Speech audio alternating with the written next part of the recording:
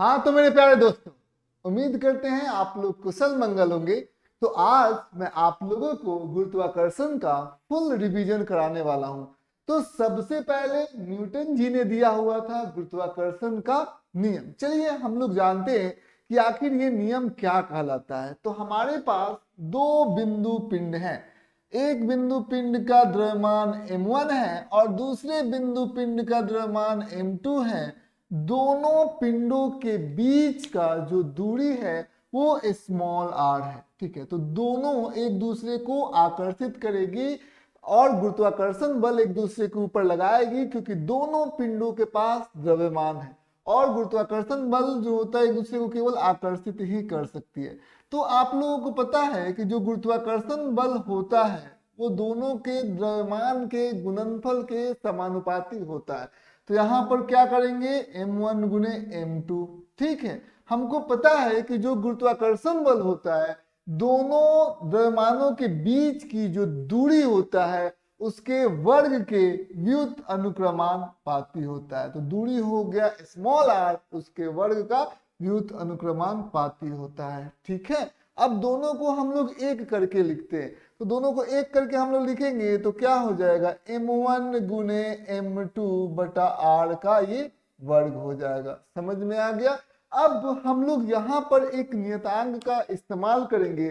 जैसे यहाँ पर हम लोगों ने एक नियतांक यूज किया है जी m1 m2 बटा r का ये क्या हो गया, ये वर्ग हो गया। तो यही हमारा क्या हो जाएगा, गुरुत्वाकर्षण बल। जी जो है वो एक नियतांक है, वो f m1 m2 और r पर निर्भर नहीं करता है, क्योंकि यह एक नियतांक है। इसका मान यदि आप ब्रह्मांड में कहीं पर भी लेके जाएंगे तो जी के मान में कोई भी परिवर्तन नहीं होगा। और जी का जो मान होता है आप लोगों को मालूम है 6.676 गुने 10 का घात -11 न्यूटन मीटर स्क्वायर बटा केजी का वर्ग। ठीक है, ये इसका क्या होता है, ये इसका मान होता है। ठीक है, तो हम लोग जानते हैं कि जी क्या है, ये कैपिटल जी जो है वो बहुत ही ज्यादा छोटा है, जिसके वजह से जो गुरुत्वाकर्षण बल होता है, हम किसी दो वस्तुओं के बीच में गुरुत्वाकर्षण बल लगता है। जैसे ये वस्तु है 1 kg का और ये वस्तु है 70 kg का, तो दोनों के बीच में गुरुत्वाकर्षण बल लगेगा ही लगेगा। लेकिन ये जी का मान जो होता है वो बहुत ही ज्यादा छोटा होता है। तो इस जी के मान के छोटे होने के वजह से मान लेते हैं 1 मीटर दोनों के बीच में दूरी है। तो जी इन दोनों के बीच में गुरुत्वाकर्षण बल कितना हो जाएगा, कैपिटल जी गुने 1 kg गुने 70 kg। तो 1 kg में हमने 70 kg बटा दोनों के बीच की दूरी क्या है 1 का हम लोग क्या करेंगे, वर्ग कर देंगे, ये न्यूटन हो जाएगा। ठीक है, तो F बराबर कितना हो जाएगा, 70 कैपिटल जी के बराबर हो जाएगा। तो आप यहाँ बड़ी आराम से इन चीजों को देख सकते हैं कि कैपिटल जी क्या है, छोटा है कि बड़ा है। तो कैपिटल जी एक बहुत ही छोटा नंबर है। ठीक है, एक बहुत ही छोटा नंबर है कैपिटल जी, जिसके वजह से 70 गुने कैपिटल जी एक बहुत ही छोटा नंबर आएगा। तो दोनों के बीच में जो गुरुत्वाकर्षण बल लगेगा वो बहुत ही ज्यादा छोटा होगा, और जिसके वजह से आप देखते होंगे कि दोनों एक दूसरे के करीब नहीं जा रहे हैं।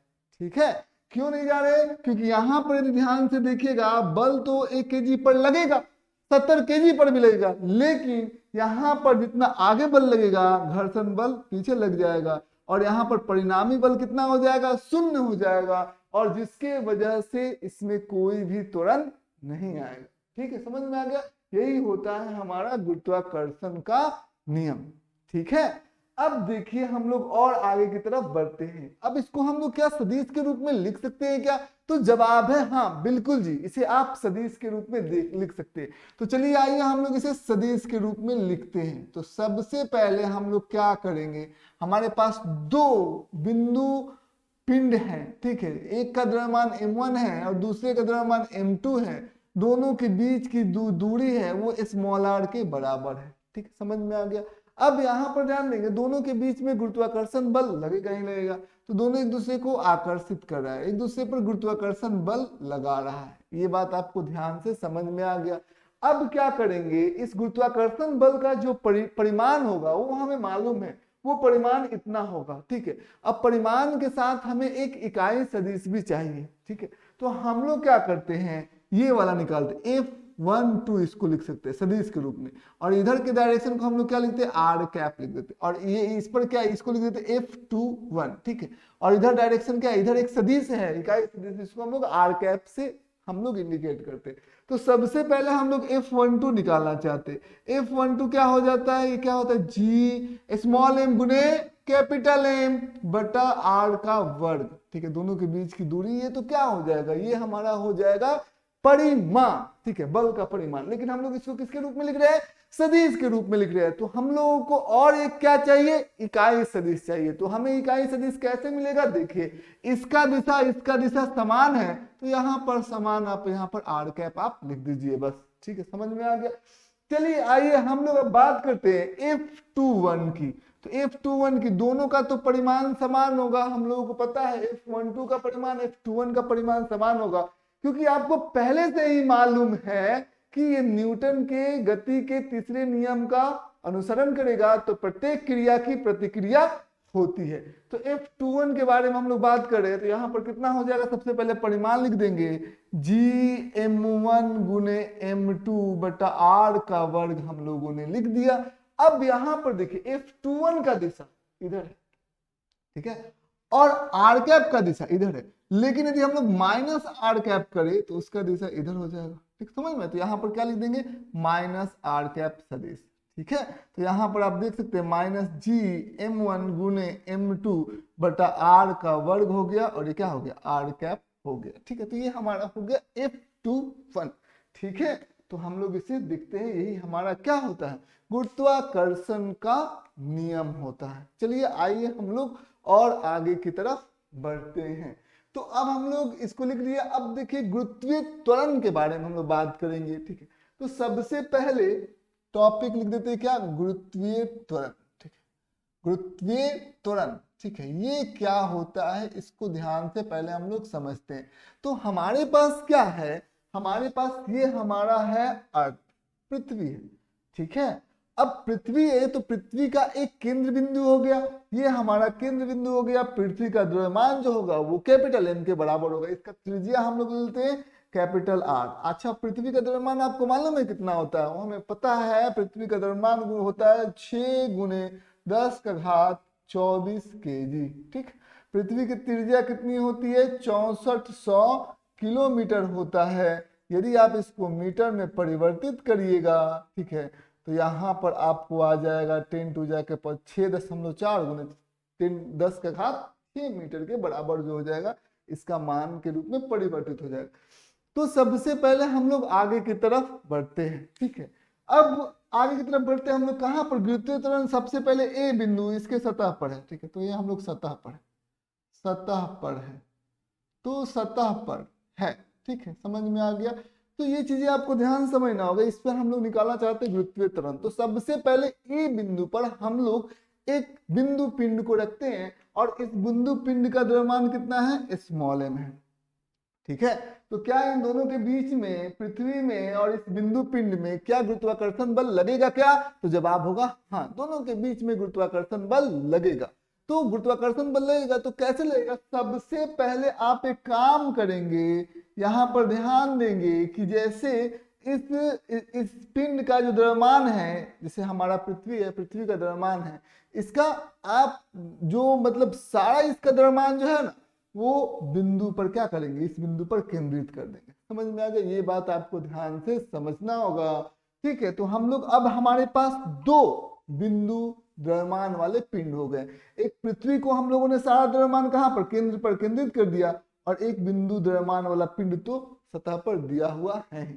अब देखिए यहाँ पर ध्यान दीजिएगा कि यहाँ पर बल लग रहा है, ठीक है, यहाँ पर बल लग रहा है। देखिए ये हमारा हो गया बल, ठीक है, तो ये हमारा हो गया बल। तो ये बल इन दोनों के बीच में लगेगा, वो बल कितना होगा वो आप भी बता सकते हैं, कैपिटल G स्मॉल m गुने कैपिटल M, स्मॉल m गुने कैपिटल M बटा इन दोनों के बीच में दूरी कितना होगा, R का वर्ग, ठीक, समझ में आ गई। ये चीजें आपको ध्यान से समझना होगा, ठीक है। अब हम लोग क्या करेंगे, अब यहाँ पर हम लोग क्या करेंगे, देखिए ये बल है, बल बराबर क्या होता है, द्रव्यमान गुने त्वरण। इस बल का हम लोग जानते हैं, इसके द्रव्यमान में और त्वरण से हम लोग क्या कर देते हैं, गुना कर देते हैं। तो द्रव्यमान, इस पर बल लगा है F, तो F को हम लोग द्रव्यमान, और यहाँ पर सतह पर जो त्वरण होगा उसी को हम लोग क्या बोलते हैं, गुरुत्वीय त्वरण, और वो कहाँ पर है, सतह पर है। तो क्या करेंगे यहाँ पर, द्रव्यमान तो स्मॉल m दिया हुआ है, त्वरण को हम लोग ले लेंगे gh। ठीक, समझ में आ गया। अब ये गया, ठीक है, g ये सरफेस सतह पर है। अब ये m से m कट गया, तो जो सतह पर गुरुत्वीय त्वरण होगा वो हो जाएगा g गुने कैपिटल M बटा r का वर्ग। ठीक, समझ में आ गई। ये बात आपको ध्यान से समझना होगा। समझ में आ गया। चलिए आइए हम थोड़ा आगे की तरफ बढ़ते हैं। अब हम लोगों ने देख लिया सतह पर, तो हमारा तुरंत इतना हो गया। यदि हम लोग कुछ ऊंचाई पर इसको हम लोग रख दे तो चलिए आइए हम लोग दूसरा लिखेंगे ऊंचाई पर। ऊंचाई पर, ठीक है, तो ऊंचाई पर हम लोग देखेंगे कि क्या हो रहा है। ऊंचाई पर देखिए ये हमारा पृथ्वी है, ठीक है, आप लोगों को तो मालूम है ही। पृथ्वी का ये द्रव्यमान कैपिटल M है, इसकी त्रिज्या कैपिटल R है। हम लोगों ने इसका एक ऊंचाई दे दिया, ठीक है, ए बिंदु ऊंचाई पर है।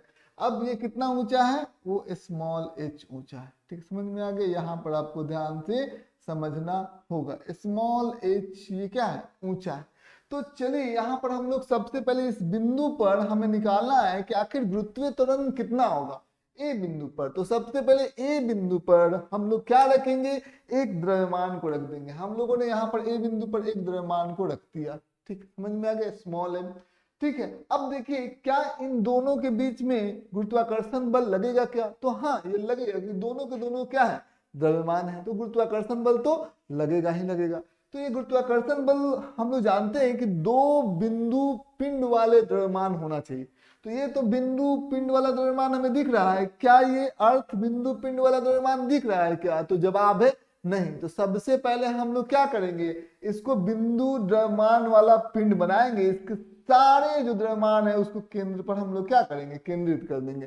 तो यही हम लोगों ने यहाँ पर किया है, केंद्र पर केंद्रित कर दिया है। अब यहाँ पर एक बिंदु ये हो गया, एक बिंदु ये हो गया, दोनों बिंदु हम लोगों को दिख रहा है। अब यहाँ पर दोनों के बीच में बल लगेगा, ये हमारा बल लग गया F।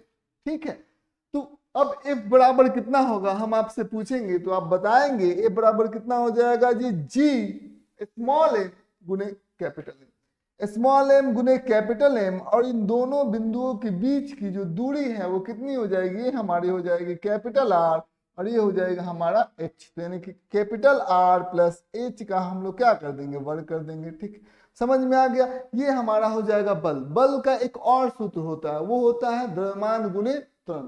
तो यहाँ पर F जो है ना, उसको हम लोग ऐसे लिख सकते हैं, यहाँ पर द्रव्यमान जो है वो स्मॉल m है, और त्वरण जो है वो कितना होता है, gh।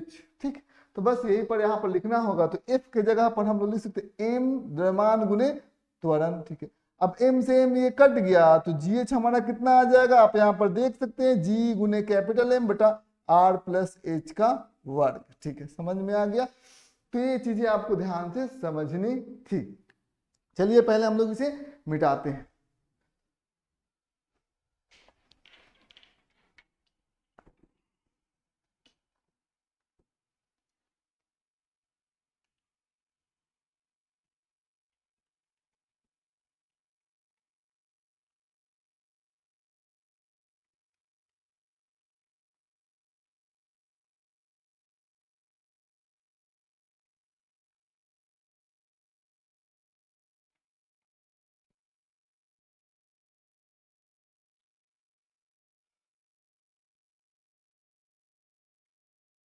अब ध्यान देने योग्य बातें, यदि हमारा जो त्रिज्या है और ये h है, तो हमें पता है कि पृथ्वी है, तो पृथ्वी का त्रिज्या जो होगा वो बड़ा ही होगा। और यदि हम लोग एक कंडीशन ले लेते हैं, यहाँ पर ध्यान दीजिएगा, h को छोटा ले लेते हैं, किसके तुलना में, पृथ्वी के त्रिज्या के तुलना में h को हम लोग छोटा ले लेते हैं। तो ये हमारा जो gh है वो कितना है, वो तो आपको मालूम है ही। gh है हमारा gm बटा r प्लस h का वर्ग, यही ना हमारा gh आया है। तो ये बात आपको ध्यान से समझना होगा। ठीक है, अब एक बात आप समझिए, सबसे पहले हम लोग क्या करेंगे कि यहाँ पर एक काम कर देते हैं, यहाँ पर भी हम लोग r का वर्ग ऊपर लिख देते हैं और r का वर्ग यहाँ पर नीचे लिख देते हैं। कोई दिक्कत की बात, ये दोनों कट जाएगा, कोई भी इधर परिवर्तन नहीं होगा। इसको भी हम लोग gh लिख ही सकते हैं। अब क्या होगा, देखिए यहाँ पर gh को हम लोग और थोड़ा आगे बढ़ाना चाहते हैं, gm बटा r का वर्ग। ठीक है, तो gm बटा r का वर्ग हम लोगों को क्या होता है, वो सतह पर त्वरण होता है, यानी कि स्मॉल जी होता है, जिसका मान 9.8 मीटर प्रति सेकंड स्क्वायर होता है, हमें मालूम है। तो ये हमारा हो गया जी एच। नीचे क्या होगा, आर प्लस एच का वर्ग, ठीक है, ये हो गया हमारा जी एच, ठीक है। अब आर प्लस एच का वर्ग बटा आर का वर्ग, ठीक है, समझ में आ गया। तो यहाँ पर आप ध्यान दीजिएगा जी, अब हम लोग कैसे निकालेंगे, इन दोनों को हम लोग आर प्लस एच बटा आर का हम लोग क्या कर देंगे, वर्ग कर देंगे, क्योंकि ऊपर भी वर्ग है नीचे भी वर्ग है, तो हम लोग इसको कुछ इस प्रकार से लिख सकते हैं, ठीक है। अब देखिए यहाँ पर ध्यान दीजिएगा जी बटा आर बाई आर, ठीक, समझ में आ गया, R by R plus H by R, ठीक, समझ में आ गया। ये बात आपको ध्यान से समझना होगा। कहा हम लोगों ने वर्ग ले लिया, ये कट गया, ये कट गया, तो 1 हो गया, ठीक, समझ में, 1 प्लस एच बाई आर का वर्ग। तो सबसे पहले हम लोग इसे ऊपर लेके चलते हैं, तो ऊपर लेके यदि हम लोग चलेंगे तो कितना हो जाएगा, ध्यान दीजिएगा। तो यहाँ पर आप जी एच को देखेंगे तो जी एच बराबर कितना हो जाएगा, जब सबसे पहले इसको हम लोग ऊपर लेके जाएंगे तो जी गुने 1 प्लस एच बाई आर का घात कितना हो जाएगा, -2 हो जाएगा। तो यहाँ पर आप -2 लिखेंगे, ठीक, समझ में आ गया। ये बात आपको ध्यान से समझना होगा। अब देखिए एक जोड़ h बाई आर, और h बाई आर जो है वो बहुत ही ज्यादा ही छोटा है। क्यों छोटा है, क्योंकि h का मान बहुत कम है और r का मान बहुत ज्यादा है, इसीलिए h बाई आर का मान क्या हो गया, छोटा। तो सबसे पहले यहाँ पर जी एच हम लोग यहाँ पर लिख सकते हैं जी, और यहाँ पर 1, ये -2 जो है ना इसके साथ गुना हो जाएगा बस, ठीक, क्योंकि इसका h बाई आर क्या है, बहुत ही ज्यादा छोटा होगा। h by R is a very very less, very बहुत छोटा होगा, ठीक है। तो इस घात को यहाँ पर आप गुना कर सकते हैं, कोई गलत नहीं होगा। तो हम लोग यहाँ पर इस घात को यहाँ पर गुना कर दिया तो कितना होगा, -2h बटे आर हो जाएगा, ठीक है, समझ में आ गया। ये बात आपको ध्यान से समझनी है। अब हम लोग यहाँ पर देख सकते हैं जी एच को हम लोग क्या ले सकते हैं, जी इससे गुना किया -2gh बटा आर, तो हम लोगों ने गुना किया, इसको हम लोग इधर लेके आते हैं, तो इसको हम लोग इधर लेके आते हैं तो कितना हो जाएगा, जी एच जोड़ 2gh बटा आर, ये किसके बराबर हो जाएगा, जी के बराबर हो जाएगा, ठीक, समझ में आ गया। अब हम लोग इसको इधर लेके आते हैं तो ये कितना हो जाएगा, 2gh बटा आर, ये कितना हो जाएगा, g माइनस जी एच, ठीक है, समझ में आ गया। ये बात आपको ध्यान से समझना होगा। अब यहाँ पर इसको हम लोग भाग लगा देते हैं तो कितना हो जाएगा, 2h बटा आर, ठीक है, g घटाओ जी एच बटा जी, ठीक है, समझ में आ गया। इसको हम लोग लिख सकते हैं 2h बटा आर, यहाँ पर ध्यान दीजिएगा g माइनस जी एच को हम लोग डेल्टा जी कहते हैं। क्यों, क्योंकि यहाँ पर आप देख सकते हैं ये क्या है, ऊपर जाने, ये सतह पर है, और ये क्या है, h ऊंचाई पर क्या है, गुरुत्वीय त्वरण है। तो g माइनस जी एच का मतलब क्या हो गया, जब आप ऊपर जा रहे हैं, ठीक है, जब आपका ऊंचाई हो रहा है तो कितना आपका गुरुत्वीय त्वरण में कमी आ गया, तो g माइनस जी एच को हम लोग लिख सकते हैं डेल्टा जी, ठीक है, बटा जी। अब इधर भी 100 से गुना कर देंगे और इधर भी 100 से गुना कर देंगे, तो दोनों तरफ 100 से गुना कर देंगे, तो आप यहाँ पर देखेंगे कि ये कैसा कमी है, ये प्रतिशत में कमी हो गया, मतलब h आप ऊपर गए तो सतह से जो g के मान में कमी आएगा प्रतिशत में, वो आ जाएगा 100 गुने 2h बटा आर आ जाएगा, समझ में आ गया। ये बात आपको ध्यान से समझनी थी। अब आइए हम लोग आगे की तरफ बढ़ते हैं, ठीक है, आगे की तरफ बढ़ते हैं। अब अंदर, पृथ्वी के अंदर, पृथ्वी के अंदर इसको ध्यान से समझिए क्या होता है पृथ्वी के अंदर, ठीक है। अब यहाँ पर हम लोग समझते हैं क्या होता है, उसको ध्यान से जरा समझते हैं अंदर, ठीक है। अब ये क्या होता है उसको समझिए। जैसे मान लेते हैं कि हमारे पास एक पृथ्वी है, ठीक है, ये हमारी हो गई पृथ्वी, ठीक है। अब इस पृथ्वी के अंदर हम लोग देखते हैं, ये हमारा हो गया इसका केंद्र और ये हो गया इसकी त्रिज्या, ठीक है, समझ में आ गया, ये हो गया हमारा त्रिज्या हो गया। अब पृथ्वी के अंदर हम लोग इसको देखते हैं क्या होता है। तो जैसे ही आप पृथ्वी के अंदर जाएंगे, मान लेते हैं कि आपने डी गहराई क्या किया, अंदर गए, ठीक, समझ में आ गया, ये हमारा हो गया डी गहराई, अंदर तक आप यहाँ पर चले गए, ठीक है, और यहाँ पर ये डी गहराई हो गया, ठीक है। अब यहाँ पर आप ये पता करना चाहते हैं कि आखिर गुरुत्वीय त्वरण जो होगा वो कितना हो जाएगा, ठीक है। तो गुरुत्वाकर्षण त्वरण कितना हो जाएगा, सबसे पहले यहाँ पर हम लोग जानते हैं कि ठोस गोला है, पृथ्वी क्या है, एक ठोस गोला है, तो यहाँ पर सब जगह द्रव्यमान होंगे, लेकिन इस बिंदु पर यदि हम लोग m द्रव्यमान रखेंगे तो कौन से द्रव्यमान उस पर बल लगाएंगे, दो तरीके के द्रव्यमान होंगे, एक अंदर में द्रव्यमान होगा, ठीक समझ में आ गया, और एक द्रव्यमान होगा बाहर, ठीक है, ये बात आपको ध्यान से समझना होगा। तो ये द्रव्यमान होगा बाहर में, ठीक है, और एक द्रव्यमान होगा अंदर में, ठीक है, दोनों द्रव्यमान आपके पास दिए गए हैं। तो सबसे पहले ये जो ब्लैक कलर से जो द्रव्यमान है वो क्या करेगा, इस बिंदु द्रव्यमान पर बल नहीं लगाएगा, लेकिन ये जो रेड कलर का जो द्रव्यमान है यहां से यहां तक, ठीक है, तो ये इसके बीच में जो द्रव्यमान होगा वो क्या करेगा, इस बिंदु द्रव्यमान पर क्या लगाएगा, बल लगाएगा, ठीक समझ में आ गया। तो समझिए इस बात को, ये कितना हो जाएगा r माइनस टी, ठीक है, ये यहां से यहां तक कितना है, यहां से देखिए ये हो जाएगा हमारा r, ठीक है, r में से आप d घटाएंगे तो ये r माइनस डी हो जाएगा, समझिए इस बात को, समझ में आ गया, ये r माइनस डी होगा, ठीक है। तो इस बात को आप लोगों ने समझ लिया, चलिए आइए हम लोग और आगे की तरफ बढ़ते हैं। तो हम लोग क्या करेंगे, दोनों डेंसिटी को देखते हैं, मतलब मान लेते हैं कि ये हमारे पास छोटा गोला होगा जिसका द्रव्यमान, ठीक है, इस पर बल लगा रहा होगा, और एक बड़ा गोला होगा, लेकिन दोनों का घनत्व तो समान होगा ना जी, तो दोनों के घनत्व के बारे में हम लोग देखते हैं और समझते हैं। तो घनत्व हम लोगों को मालूम है क्या होता है, द्रव्यमान, ये बड़ा वाला गोला का जो घनत्व होगा वो कैसे निकलेगा, कैपिटल M बटा 4/4/3 पाई गुने r का घात 3, ठीक समझ में आ गया। बड़ा वाला द्रव्यमान का क्या होगा, घनत्व होगा, घनत्व हमें कैसे निकलता है, द्रव्यमान बटा आयतन, ये बड़ा वाला गोला के लिए। अब छोटे वाले गोले के लिए आपसे मैं पूछना चाहता हूं, छोटे वाले गोले का तो द्रव्यमान आपको नहीं पता है, तो हम लोग द्रव्यमान को मान लेते हैं m डैश, लेकिन छोटे वाले गोले का आयतन आपको मालूम है, क्योंकि छोटे वाले गोले का जो त्रिज्या है वो r घटाओ d के बराबर है।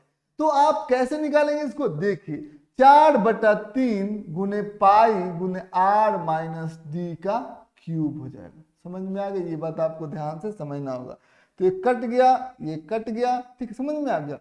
तो हम लोग एम डैश निकालना चाहते हैं, एम डैश कैसे हम लोग निकालेंगे, तो चलिए आइए हम लोग एम डैश के बारे में बात करना चाहते हैं। एम डैश क्या हो जाएगा, m/r cube, m/r cube r minus D का क्यूब, समझ में आ गई, ये बात आपको ध्यान से समझना होगा, ठीक है, समझ में आ गई, ये चीजें आप लोग आपने क्या किया, समझिए ये एम डैश हो गया, ठीक है। अब क्या होगा, अब इन दोनों के बीच में गुरुत्वाकर्षण बल लगेगा, उस गुरुत्वाकर्षण बल को हम लोग देखते हैं। तो ये गुरुत्वाकर्षण बल क्या होगा, तो ये इस सारे जो एम डैश को हम लोग क्या करेंगे, इसका जो जितना द्रव्यमान है एम डैश को हम लोग यहाँ पर केंद्र पर केंद्रित कर देते हैं, और ये क्या है हमारा स्मॉल है, तो दोनों के बीच में गुरुत्वाकर्षण बल लगेगा ना जी एफ, तो वो एफ कितना होगा उसके बारे में हम लोगों को समझना है। तो वो जो हमारा एफ होगा वो कैसे निकलेगा, जी स्मॉल एम गुने एम डैश, स्मॉल एम गुने एम डैश बटा दोनों के बीच में जो दूरी है वो r minus D, r minus D का हम लोग क्या कर देंगे, वर्ग कर देंगे, ठीक है, समझ में आ गया, ये बात आपको ध्यान से समझना होगा, कोई दिक्कत की बात नहीं है। अब आइए हम लोग और आगे की तरफ बढ़ते हैं। तो जो हमारा f होगा, ठीक है, f होगा हम लोग इसको लिख सकते जी स्मॉल एम एम डैश बटा r माइनस डी का वर्ग, ठीक समझ में आ गया। एम डैश हमारा कितना है, एम डैश है m बटा r cube r minus D का क्यूब, तो यहाँ पर एम डैश की जगह पर कितना हम लिख सकते हैं, यहाँ पर m बटा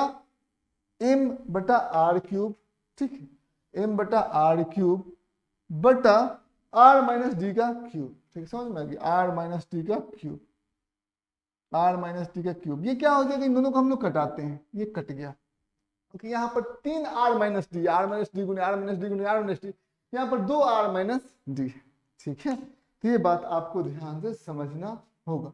तो ये कितना होगा, सबसे पहले यहाँ पर ध्यान से समझना होगा कि f बराबर कितना हो गया, g स्मॉल m गुने कैपिटल M बटा r स्क्वायर, ठीक है, r का क्यूब r माइनस डी होगी, ठीक है, ये चीजें आपको ध्यान से समझनी होगी। अब चलिए आइए हम लोग और आगे की तरफ बढ़ते हैं। हम लोग क्या लिख सकते हैं, यहाँ पर F जो इस पर बल लगा है, ठीक है, इस पिंड पर जो बल लगा है वो F लगा है, उसको हम लोग क्या लिख सकते हैं, mgd, ये लिख सकते हैं। तो इसका द्रव्यमान कितना है एम जी डी, ठीक है, समझ में आ गया। तो एम जी डी, ठीक है, समझ में आ गया। ये चीजें हम लोग लिख सकते हैं क्योंकि इस पर बल लगा है, बल को हम लोग क्या लिख सकते हैं द्रव्यमान गुने त्वरण। तो यहाँ पर द्रव्यमान में हम लोगों ने त्वरण से गुना कर दिया, एम जी डी कर दिया है यहाँ पर एफ की जगह, ठीक है, क्योंकि गहराई में यहाँ पर जो त्वरण होगा वो जी डी हम लोगों ने मान लिया है। अब क्या होगा एम से एम हम लोग यहाँ पर कटाते हैं, एम से एम कटा दिया तो यहाँ पर आप देख सकते हैं जी एम बटा आर क्यूब है, तो यहाँ पर आर का वर्ग गुने आर भी हम लोग लिख सकते हैं, तो जी एम बटा आर का वर्ग, ठीक है। तो देखेंगे हम लोग यहाँ पर क्या लिखेंगे हम लोग जी डी, तो जी डी बराबर कितना होगा जी एम बटा आर का वर्ग मतलब स्मॉल जी बटा आर गुने आर माइनस डी, ठीक है, समझ में आ गया। अब यहाँ पर एक और काम करेंगे, जी डी के जगह पर आप लिख देंगे जी आर माइनस डी बटा आर, ठीक, समझ में आ गया। ये बात आपको ध्यान से समझना होगा।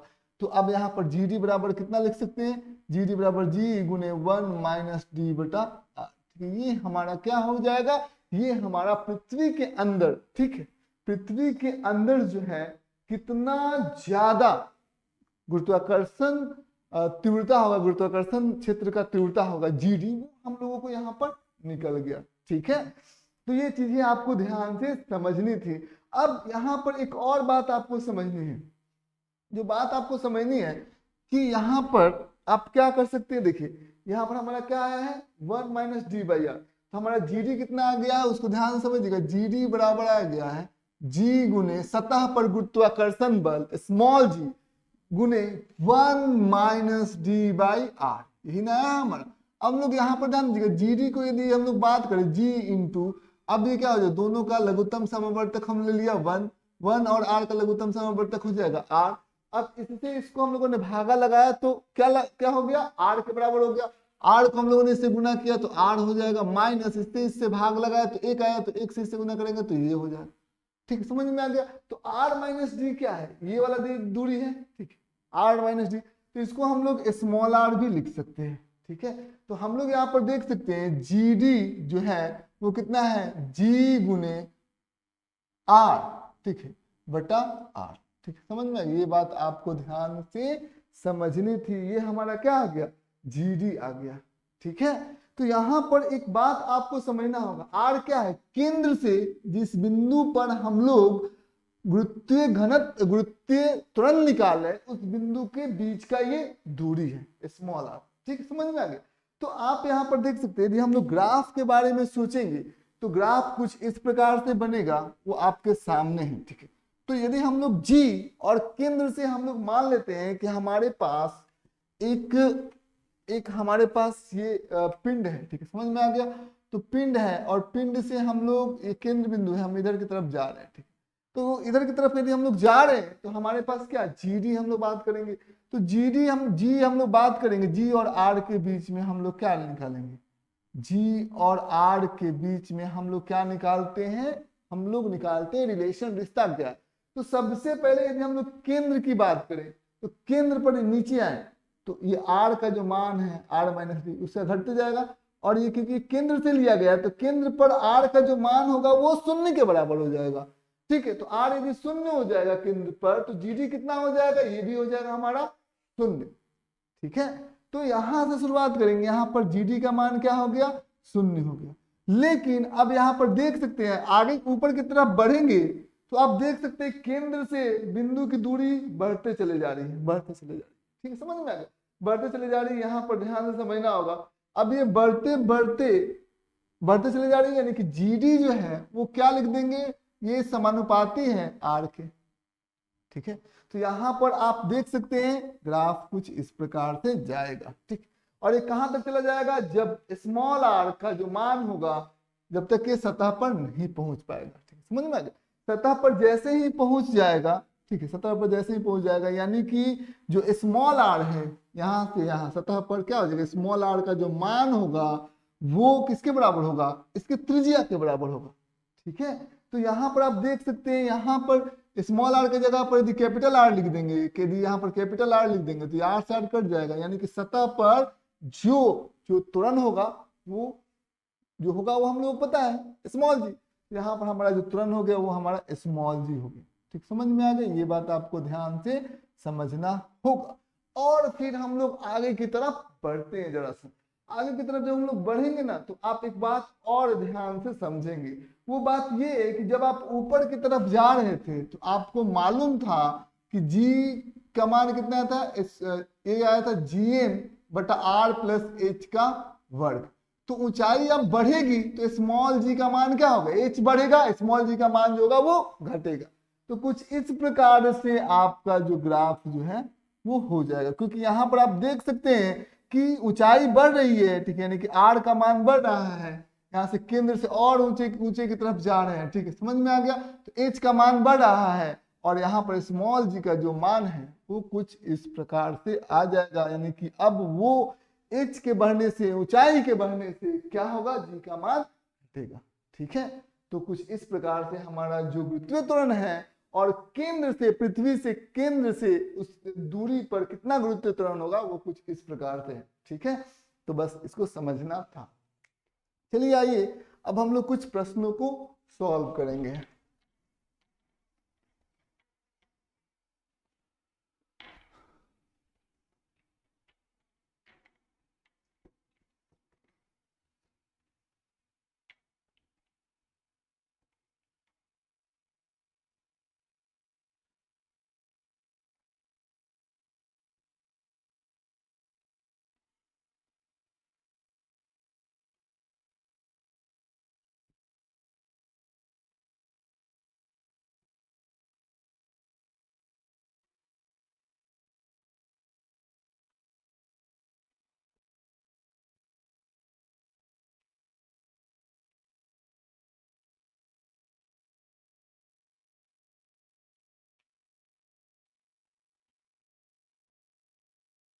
चलिए, जो हमारा जो प्रश्न है वो आपके सामने है। सबसे पहला प्रश्न है, ये हमारी पृथ्वी है, ठीक, समझ में आ गया, ये हमारी पृथ्वी है और 3 बिंदुओं पर, जैसे यहाँ पर ये O बिंदु है, फिर आपका ये A बिंदु है, वो R/2 इसका हाइट है, समझ में आ गया, ये R/2 का है।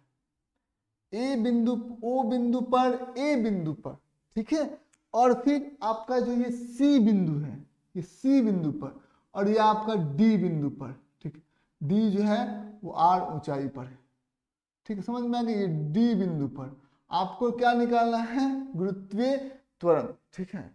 तो सबसे पहले हम लोग आते हैं ओ बिंदु पर। तो जो बिंदु हमको पता है पृथ्वी के अंदर होगा, उसके लिए गुरुत्वीय त्वरण का जो मान होता है वो आपको मालूम होना चाहिए। कितना होता है गुरुत्वीय त्वरण का मान, यहाँ पर ध्यान दीजिए, जी बराबर कितना, जी डी बराबर कितना, तो जी गुने 1 - d/r। ये बात आपको ध्यान से समझना होगा। तो सबसे पहले आप देख सकते हैं ये हमारा केंद्र बिंदु है। तो ये हमारा केंद्र बिंदु है, तो यहाँ पर आप देख सकते हैं कि जो हमारा D है, D क्या है, गहराई, कितना अंदर है, तो D गहराई है, सतह से लिया जाता है गहराई और सतह से लिया जाता है ऊंचाई। तो ये D कितना है, यही ना D है जी। तो यहाँ पर ध्यान दीजिएगा ये D है, तो D किसके बराबर है, कैपिटल R के बराबर है, समझ में आ गई। ये हमारा D क्या है, गहराई। तो यहाँ पर ध्यान दीजिएगा GD गुने G गुने 1 - d/r। तो D किसके बराबर है, R के बराबर, R/r, ये हो जाएगा हमारा R/r, ठीक है, ये कट जाएगा, ठीक है, समझ में आ गया। तो आप देख सकते हैं कि यहाँ पर जो गुरुत्वीय त्वरण होगा वो किसके बराबर हो जाएगा, शून्य के बराबर हो जाएगा, शून्य के बराबर होगा, ठीक है, समझ में आ गया। तो ये चीज ही आपको ध्यान से समझना होगा। तो आइए हम लोग और आगे बढ़ते हैं, ए बिंदु के बारे में बात करते हैं, समझ में आ गया। ए बिंदु के बारे में बात करते हैं वो क्या होता है, तो हमारा देखिए GA, तो GA जो है ए बिंदु पर देखिए, तो यही सूत्र हमें लगेगा, लेकिन यहाँ पर ये R/2 है और यहाँ से यहाँ तक क्या हो जाएगा, R/2 हो जाएगा, R/2 हो जाएगा, R/2 हो जाएगा। तो यहाँ पर जो आप देख सकते हैं D जो है वो कितना है, ये कितना गहरा है, R/2 गहरा है, ठीक है, तो यहाँ पर D/2 हो जाएगा। तो यदि हम लोग GD की बात करेंगे तो GA बिंदु पर क्या हो जाएगा, G × 1 - d/r, ठीक है, समझ में आ गया। तो कितना हो जाएगा, G गुने 1 जो गहराई है वो कितनी है, R/2, ठीक है, R/2 है, तो D की जगह पर हम लिख देंगे R/2 2 और नीचे r तो है ही, तो यहाँ पर r से r ये कट जाएगा, तो समझिए यहाँ पर g गुने 1-1/2 आ गया। तो यहाँ पर इन दोनों को घटाएंगे, एक में से आधा को घटा देंगे तो आधा ही आएगा। ठीक है, तो g/2 ए बिंदु पर हमारा क्या हो गया, ये निकल गया हमारा गुरुत्वीय त्वरण। अब हम लोग सी बिंदु पर आते हैं, तो सी बिंदु पर भी हम लोग ये सूत्र लगाते हैं। सी बिंदु का जो सूत्र तो हमें मालूम है ही, ठीक है, वो कितना होता है, जी, समझ में आ गया, जी ही होता है। ठीक है, सतह पर ये जी के बराबर हो जाता है, तो क्योंकि ये सतह पर है तो जी ही हो जाएगा। सूत्र में लिख कर देखते हैं तो इसमें भी सूत्र लगा सकते हैं, अंदर या सतह पर ये सूत्र आप लगा सकते हैं। तो यहाँ पर देखिए जी डी बराबर कितना हो जाएगा, ध्यान देने योग्य बातें हैं, जी गुने 1 - सतह पर है तो ना नीचे है ना ऊंचा है, तो डी का मान कितना हो जाएगा, 0 हो जाएगा, तो 0/r। समझ में आ गया, ये बात आपको ध्यान से समझना होगा। चलिए आइए हम लोग जी डी बराबर देखते हैं, जी डी बराबर कितना हो जाएगा, जी के बराबर हो जाएगा। ठीक, समझ में आ गया। यानी कि यहाँ पर सी बिंदु पर हम लोग यहाँ पर देख रहे हैं कि जो हमारा जो त्वरण है वो स्मॉल जी के बराबर आ रहा है। ठीक है, अब आइए हम लोग डी बिंदु के बारे में बात करें। तो डी बिंदु के लिए, क्योंकि ये क्या है, पृथ्वी के अंदर नहीं, पृथ्वी के बाहर, तो पृथ्वी के बाहर है, तो हम लोग इसको कैसे निकालेंगे, तो सबसे पहले क्या करेंगे, जी एच। ठीक है, जी एच निकालेंगे, वो क्या होता है, GM/r+h का वर्ग, ये ना होता है हमारा। तो हम लोग इसको निकालते हैं, कैसे निकालते हैं, ये GH कितना होता है, GM/r+h का वर्ग, तो h बराबर कितना होता है, r। ठीक, समझ में आ गया। तो यहाँ पर हम लोग लिखते हैं r+h की जगह पर हम लोग r लिख देते हैं, r+r का क्या लिखेंगे हम लोग, वर्ग। ठीक, समझ में आ गया। तो क्या हो जाएगा, GM/2r का वर्ग लिखेंगे तो 4r का वर्ग। ठीक, समझ में आ गया, ये 4r का वर्ग हो गया, क्यों, 2r है और उसका वर्ग करेंगे तो 4r का वर्ग। GM/r का वर्ग कितना होता है, वो स्मॉल जी होता है, इसलिए क्या होता है हमारा स्मॉल जी होता है, तो ये हमारा स्मॉल g/4 हो जाएगा। समझ में आ गया, ये हमारा GH हो जाएगा h ऊंचाई पर, यानी कि डी बिंदु भी लिख सकते हैं। ठीक, डी बिंदु पर हम लोगों ने ये निकाला हुआ है, क्या स्मॉल जी का मान वो g/4 के बराबर हुआ। ठीक है, समझ में आ गया। तो ये चीजें आपको ध्यान से समझनी थी। अब देखिए इसमें हम लोग प्रतिशत में कमी भी निकाल सकते हैं। तो प्रतिशत में कमी कैसे निकाल सकते हैं, जैसे कि आपके पास यहाँ पर देख सकते हैं, जैसे हमारे पास दिया हुआ है GD। ठीक है, तो यहाँ पर आप देख सकते हैं GD को हम लोग लिख सकते हैं G गुने 1 - D/r। ठीक, ऐसे हम लोग लिख सकते हैं। तो फिर हम लोग आगे की तरफ बढ़ते हैं, तो आगे की तरफ बढ़ते हैं तो कितना हो जाएगा, GD, ये कितना हो जाएगा, G - GD/r। ठीक, इसको भी हम लोग लिख देते हैं।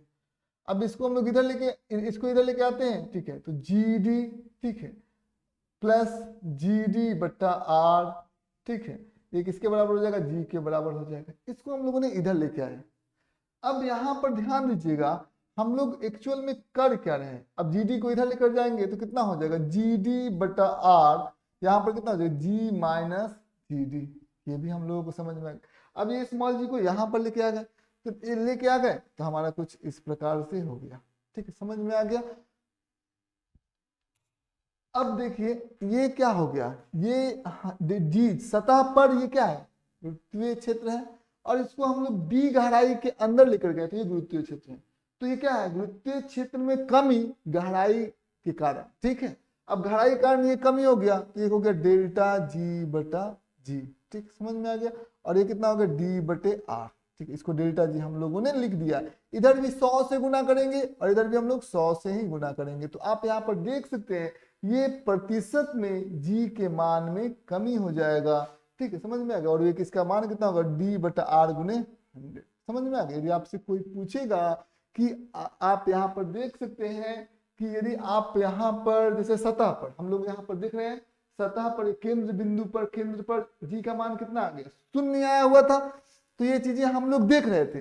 तो सबसे पहले हम आपको कुछ और बातें बता देना चाहते हैं कि यदि केंद्र पर यदि हम लोग किसी पिंड को लेके जाएंगे तो उसके गुरुत्वीय क्षेत्र में कितना प्रतिशत का कमी हो जाएगा। तो सबसे पहले जब हम लोग केंद्र के बारे में बात करेंगे, केंद्र पर, ठीक है, तो केंद्र पर D का मान कितना हो जाएगा, D का मान हो जाएगा वो R के बराबर, ये हो जाएगा D। और ये r के बराबर d का मान हो जाएगा। ठीक है, समझ में आ गया, केंद्र पर d बराबर r हो जाएगा। तो यहाँ पर d बराबर r हम लोग लिखेंगे, केंद्र पर d बराबर हो जाएगा r। सबसे पहले r बटा r गुने 100%, r बटा r गुने 100%। ठीक, समझ में आ गया। तो ये हो जाएगा डेल्टा g बटा g गुने 100। ठीक, समझ में आ गया। तो ये r से r कट जाएगा तो क्या हो जाएगा 100% हो जाएगा, कोई दिक्कत नहीं। आइए अब मैं आप लोगों को गुरुत्वीय स्थितिज ऊर्जा के बारे में बतलाऊंगा। क्या होता है गुरुत्वीय स्थितिज ऊर्जा, उसको हम लोग पहले समझते हैं। तो होता क्या है, जैसे कि पहले हम लोग टॉपिक लिख देते हैं, क्या हम लोग पढ़ना है, गुरुत्वीय स्थितिज ऊर्जा।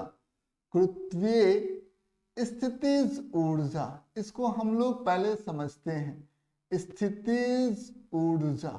ठीक है, ये क्या होता है उसके बारे में हम आपको बताने जा रहे हैं।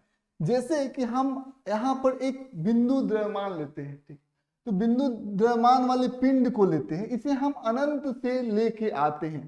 तो क्या हमें कोई कार्य करना पड़ेगा क्या, तो जवाब है नहीं, इसे हम लोगों को कोई भी कार्य करने की जरूरत नहीं है। ठीक है, तो हम लोग इसे, और कैसे कार्य करने की जरूरत नहीं है अनंत से यहाँ पर लाने में, किसी बिंदु पर लाने में। सबसे पहले आप क्या करिए, थोड़ा सा इसको एक वेग दे दीजिए। ठीक है, v। ठीक है, अब v वेग दे दीजिएगा तो उसी वेग से क्या हो जाएगा, बढ़ते चला जाएगा। क्या इस पर कोई और बल लग जाएगा क्या, क्योंकि कुछ भी नहीं है, यही पिंड है, m द्रव्यमान वाला यहाँ पर पिंड है। ठीक है, तो और कुछ है ही नहीं, तो ये आगे की तरफ आएगा और आगे की तरफ आएगा। ध्यान देने योग्य बात है कि ये यहाँ पर आएगा भी ना, तो इसके वेग में कोई भी परिवर्तन नहीं होगा, तो भी ही होगा। तो हम कहेंगे कि अनंत से ए बिंदु पर ले आने में हमें कोई कार्य करना ही नहीं पड़ा, पहले भी क्योंकि इसके वेग में, किसी इसकी गति में कोई परिवर्तन हुआ है, तो कोई ऊर्जा लगा ही नहीं। ठीक है, जो स्थिति यहाँ पर थी वही स्थिति यहाँ पर भी है, यानी कि आने में इसको किसी भी प्रकार का कार्य नहीं करना पड़ा। ठीक है, अब मान लेते हैं कि इसको सबसे पहले यहाँ पर हम लोग ले आते हैं m1 बिंदु पर। ठीक, समझ में आ गया, और इसको विराम अवस्था में रखते हैं। ठीक है, अब क्या करेंगे, अनंत से हम लोग कोई दूसरा द्रव्यमान को लेके आते हैं। ठीक है, दूसरा द्रव्यमान को हम लोग अनंत से लेके आते हैं। तो जब अनंत से दूसरा द्रव्यमान को लेके आएंगे ना, ठीक है, तो अब की बार हमें कार्य करना पड़ेगा। ठीक है, और हमें कार्य तो करना पड़ेगा। क्यों कार्य करना पड़ेगा, ध्यान देने योग्य बातें ये है, क्योंकि ये द्रव्यमान अब m2 को क्या करेगा, m2 को अपनी तरफ खींचेगा। ठीक है, तो हमें इस द्रव्यमान को ऐसे लेके आना है ताकि ये बिल्कुल भी स्थिर रहे। ठीक है, समझ में आ गई, इसको मतलब गति के साथ लेके नहीं आना है। तो इस पर एक तो बल ये लगाएगा, तो हमें किधर बल लगाना पड़ेगा, हमें बल लगाना पड़ेगा, ये बल लगाएगा, गुरुत्वाकर्षण बल लगेगा। ठीक है, समझ में आ गया, इसको इस दिशा में। ठीक है, तो हमें बल लगाना पड़ेगा इसके विपरीत दिशा में। समझ में आ गया, तो विपरीत दिशा में हम लोग क्या लगा रहे हैं, बल लगा रहे हैं। ठीक, तो इस पर यहाँ पर ध्यान देने योग्य बातें हैं कि यहाँ पर कुल परिणामी बल क्या हो गया, शून्य हो गया। ठीक है, ये गुरुत्वाकर्षण बल है। ठीक है, गुरुत्वीय बल है, और ये हमारे द्वारा लगाया गया एक्सटर्नल बल है। ठीक है, अब एक बात आपको ध्यान से समझना होगा, दोनों के बीच में जो दूरी होगा, ठीक है, समझ में आ गया, दोनों के बीच में जो दूरी होगी, यहाँ पर ध्यान दीजिएगा, वो हो गया हमारा स्मॉल r। ठीक, समझ में आ गया, ये स्मॉल r दोनों के बीच की दूरी हो गई। अब क्या होगा कि दोनों के बीच में जो गुरुत्वीय स्थितिज ऊर्जा भी होगा, क्योंकि हमें कार्य करना पड़ेगा। ठीक, और हम कार्य धनात्मक कर रहे हैं कि ऋणात्मक कर रहे हैं, तो हम जो कार्य करे वो ऋणात्मक करे। क्यों ऋणात्मक कर रहे हैं, क्योंकि हम बल इधर लगा रहे हैं और m2 का विस्थापन जो है वो इधर हो रहा है। समझ में आ गया, यानी कि हमारे द्वारा बल इस दिशा में लगा रहा है और m2 का विस्थापन इधर हो जा रहा है। ठीक है, समझ में आ गया। तो अब हम लोग यहाँ पर देख सकते हैं कि जो हम कार्य करें वो ऋणात्मक करें, तो जितना हम लोग कार्य करेंगे वही क्या हो जाएगा, गुरुत्वीय स्थितिज ऊर्जा हो जाएगा। जितना ज्यादा हम लोग कार्य को करेंगे वही कार्य हमारा गुरुत्वीय स्थितिज ऊर्जा हो जाएगा। तो चलिए आइए हम लोग गुरुत्वीय स्थितिज ऊर्जा के बारे में समझ गए। ठीक है, तो अब हम लोग इसका साबित भी इसको कर सकते हैं। तो यहाँ पर गुरुत्वीय स्थितिज ऊर्जा कितना हो जाएगा, m1 है और m2 है, दोनों के बीच की दूरी कितना है, स्मॉल r है, और दोनों के दोनों क्या है, ये हमारे बिंदु पिंड है। तो यहाँ पर गुरुत्वीय स्थितिज ऊर्जा जो होगी वो क्या हो जाएगी, -g हम लोग m1 गुने m2 करेंगे। m1 गुने m2 करेंगे और बटा दोनों के बीच में जो दूरी है उसको हम लोग यहाँ पर स्मॉल r लिख देंगे। ठीक है, समझ में आ गया। यही गुरुत्वीय स्थितिज ऊर्जा होती है कि अनंत से किसी बिंदु पर ले जाने में किया गया कार्य ही उस सिस्टम का, ठीक है, समझ में आ गया, उस प्रणाली का गुरुत्वीय स्थितिज ऊर्जा हो जाता है। ठीक है, तो यहाँ पर दो बिंदु पिंड हैं, दोनों बिंदु पिंड को इस स्थान पर आने में, ठीक है, ऐसे ऐसे व्यवस्थित होने में इन पर जो कार्य किया गया वो ऋणात्मक कार्य किया गया और यही ऋणात्मक कार्य जो हो गया वो इनकी गुरुत्वीय स्थितिज ऊर्जा हो गई। ठीक है, समझ में आ गया। और ये बात आपको ध्यान से समझना होगा। जैसे सबसे पहले यहाँ पर ध्यान दीजिएगा, यहाँ पर हमारा 100 kg है और यहाँ पर हमारा 10 kg है, दो हमारा 100 kg और 10 kg, और दोनों के बीच में जो दूरी है वो 2 मीटर के बराबर है। यहाँ पर ध्यान दीजिएगा 2 मीटर के बराबर हो गया। ठीक है, अब यहाँ पर गुरुत्वीय स्थितिज ऊर्जा के बारे में हम लोग समझेंगे। कितना होता है, -g गुने m1 गुने m2, m1 गुने m2 बटा r। ठीक, समझ में आ गया। ये बात आपको ध्यान से समझना होगा, तो ये हमारे सामने हो जाएगा। ठीक है, समझ में आ गया। तो ये बात आपको ध्यान से समझना होगा। 5 ये कितना हो जाएगा, -500g। ठीक है, ये हमारा इसका गुरुत्वीय स्थितिज ऊर्जा हो जाएगा। ठीक है, समझ में आ गया। तो ये हमारा गुरुत्वीय स्थितिज ऊर्जा हो गया। ठीक है, अब हम लोग इसको चाहे तो साबित भी कर सकते हैं। चलिए साबित करके हम लोग देखते हैं। जैसे मान लेते हैं कि यहाँ पर हमारा m1 पिंड, द्रव्यमान वाला पिंड है और यहाँ पर हम लोग x दूरी पर है। ठीक है, x दूरी पर हमारा m2 द्रव्यमान वाला पिंड है। ठीक, m2 द्रव्यमान वाला पिंड है। ठीक है, अब ये दोनों पिंड एक दूसरे पर बल लगा रहे हैं। ठीक है, तो अब बल लगा रहे हैं, तो अब देखिए बल हम लोग इसको कैसे देखेंगे, समझ में आ गया। तो यहाँ पर ध्यान दीजिएगा, इस पर बल लगे हैं, ये बल हो गया। ठीक है, समझ में आ गया। तो यहाँ पर बल लग गया, तो यहाँ पर आप देख सकते हैं इसका जो विस्थापन होगा, आपके द्वारा बल किधर लगाया जाएगा, इधर लगाया जाएगा। ठीक है, समझ में आ गया। मान लेते हैं ए बिंदु से हम लोगों ने इसको बी बिंदु विस्थापित किया और ये विस्थापन बड़ा ही छोटा हो गया dx। ठीक है, समझ में आ गया। तो dx विस्थापन हो गया, तो हमें जो कार्य करना पड़ेगा इस विस्थापन के कारण वो करना पड़ेगा dw। तो वो dw क्योंकि छोटा विस्थापन है, अल्प विस्थापन है, तो अल्प विस्थापन को में हमें अल्प कार्य को करना भी पड़ेगा। तो यहाँ पर dw कितना हो जाएगा, dw हो जाएगा f गुने dx, f गुने dx। इसको हम लोग कर सकते हैं। अच्छा एक बात बताइए, f का मान कितना है, तो f का मान हम लोग यहाँ पर देख सकते हैं, g कैपिटल M1 गुने M2, ठीक है, बटा x का वर्ग। ठीक, समझ में आ गया। ये बात आपको ध्यान से समझना होगा। और यहाँ पर dx, ठीक है, समझ में आ गया। ये बात आपको ध्यान से समझना होगा। तो हमारा dw हो गया, तो dw हमारा कितना हो गया, g capital M1 capital M2 बटा x का घात कितना हो गया, -2। ठीक है, dx हो गया। समझ में आ गया। ये बात आपको ध्यान से समझना होगा। अब हम लोग इसको कहाँ से कहाँ तक लेके आ रहे हैं, हम लोग इसे लेके आ रहे हैं अनंत से। ठीक है, किस बिंदु पर हमें इसे लेके आ रहे हैं, शुरुआत में अनंत पर था। ठीक, m2 कहाँ पर था, अनंत पे था, और अनंत से हम लोग किसी बिंदु पर लेके आ रहे हैं। मान लेते हैं कि वो c बिंदु पर लेके आ रहे हैं m2 को, और m1 और m2 के बीच में जो दूरी हो गया है वो स्मॉल r के बराबर है। ठीक है, फाइनली तो अनंत से कहा, फाइनली दोनों के बीच में दूरी जो है वो स्मॉल r के बराबर है। समझ में आ गया। चलिए आइए हम लोग यहाँ पर बढ़ते हैं। तो हम लोग यहाँ पर बढ़ते हैं, तो यहाँ पर आप देख सकते हैं कि क्या है, यहाँ पर dw का समाकलन करेंगे तो w हो गया, इसका समाकलन करेंगे तो x का घात कितना है, -2 है। तो सबसे पहले इसका एक घात क्या करेंगे, बढ़ाएंगे, तो कितना हो जाएगा, g m1 गुने m2, और इसका घात जो है -2 से 1 बढ़ा देंगे तो -1 बटा -1 यहाँ पर कर देंगे। समझ में आ गया। ये चीजें आपको ध्यान से समझना होगा। वो अनंत से क्या हो जाएगा, r हो जाएगा। ठीक है, समझ में आ गया।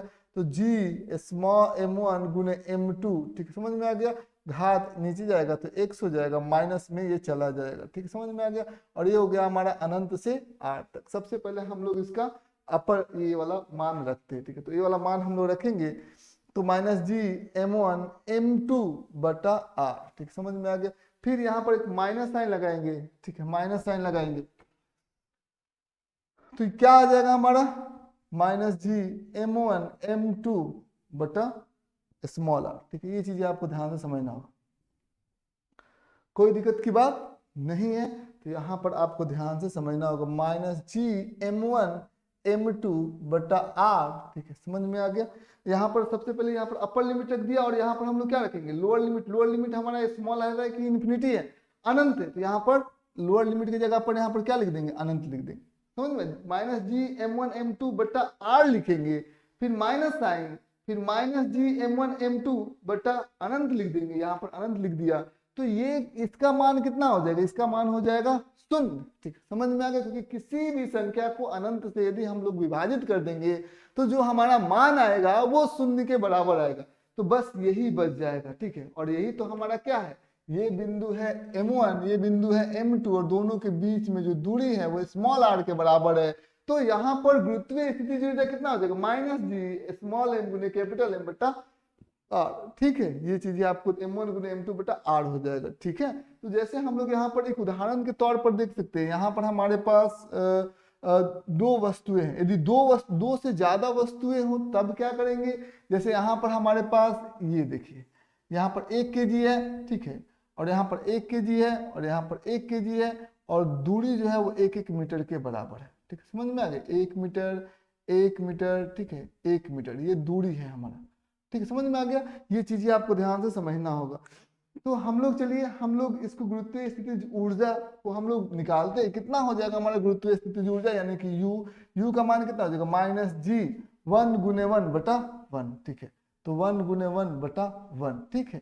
अब यहाँ पर ये हम लोग इन दोनों के बीच में हम लोगों ने निकाल दिया, ठीक है। अब इन दोनों के बीच में भी हम लोग निकालेंगे तो वही आएगा, ठीक है, दोगुना हो जाएगा, -G(1×1) दोनों के बीच की दूरी 1, ठीक। अब इन दोनों के बीच में निकालेंगे -G(1×1/1), ठीक है, समझ में आ गया। तो ये क्या हो जाएगा, ये लगभग 3 गुनी हो जाएगी, ठीक है। तो यहाँ पर हम लोग यहाँ पर लिख सकते हैं 3 टाइम्स, क्योंकि यहाँ पर 2 पिंड का यदि हम लोग जोड़ा बनाएंगे तो 3 जोड़ा बन जाएगा, ठीक है। और प्रत्येक जोड़े की वजह से कितना आ जाएगा, -G(1×1/1), ठीक है, 1×1 m1 गुने m2/1, इसके वजह से भी उतना ही आएगा, -G(1×1/1), इसकी वजह से भी उतना ही आएगा, -G(1×1/1), ठीक। तो हम लोग क्या करेंगे, 3 गुना कर देंगे, तो ये जो हमारा गुरुत्वीय स्थितिज ऊर्जा हो जाएगा -3G/1, इस केस में हो जाएगा इतना जूल के बराबर हो जाएगा, ठीक है। तो ये बातें आपको ध्यान से समझनी है। चलिए अब हम लोग इसको मिटा देते हैं।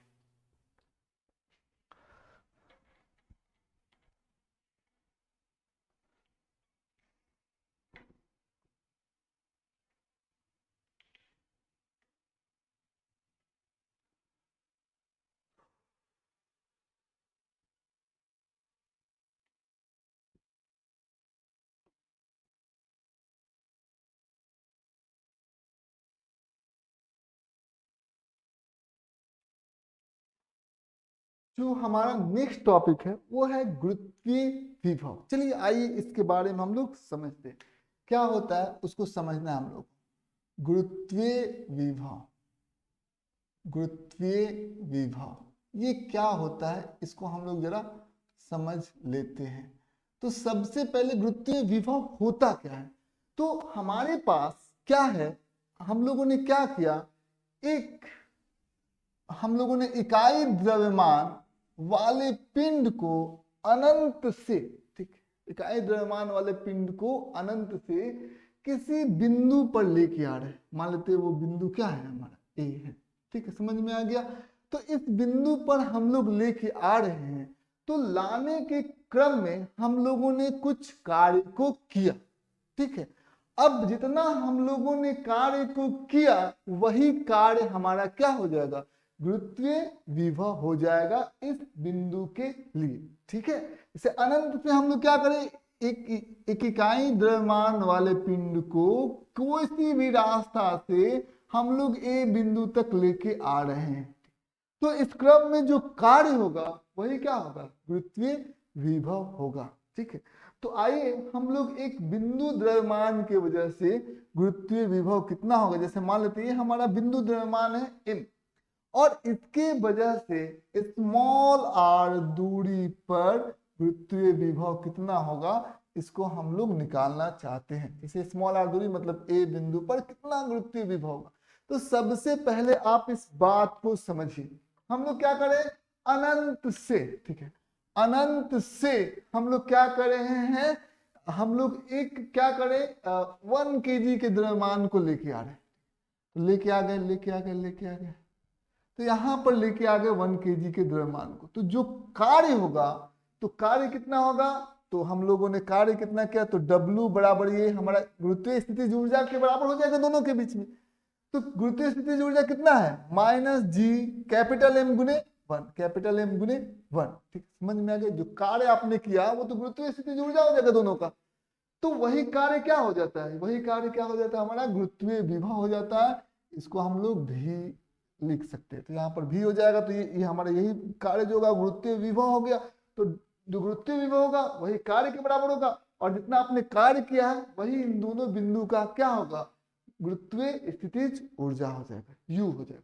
तो U हम लोगों को मालूम है, U का फॉर्मूला क्या होता है, सूत्र क्या होता है, -G गुने कैपिटल M गुने 1 बटा दोनों के बीच की जो दूरी है वो स्मॉल r, ठीक है।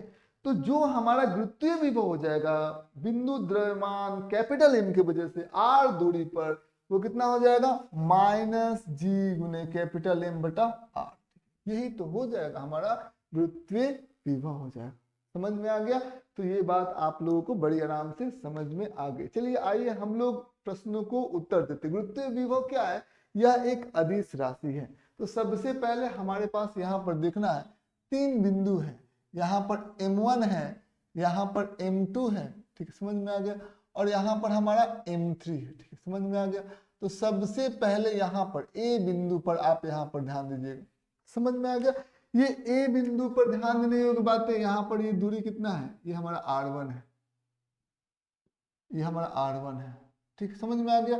ये हमारा R2 है, ये हमारा R2 है, ठीक, समझ में आ गया, और ये हमारा R3 है, ठीक है, ये हमारा ध्यान से समझना होगा, ठीक। तो ए बिंदु पर आपको क्या करना है, आप गुरुत्वीय विभव निकालना है। तो सबसे पहले M1 द्रव्यमान की वजह से -G M1 बटा इन दोनों के बीच की दूरी कितनी है, R1, ठीक है।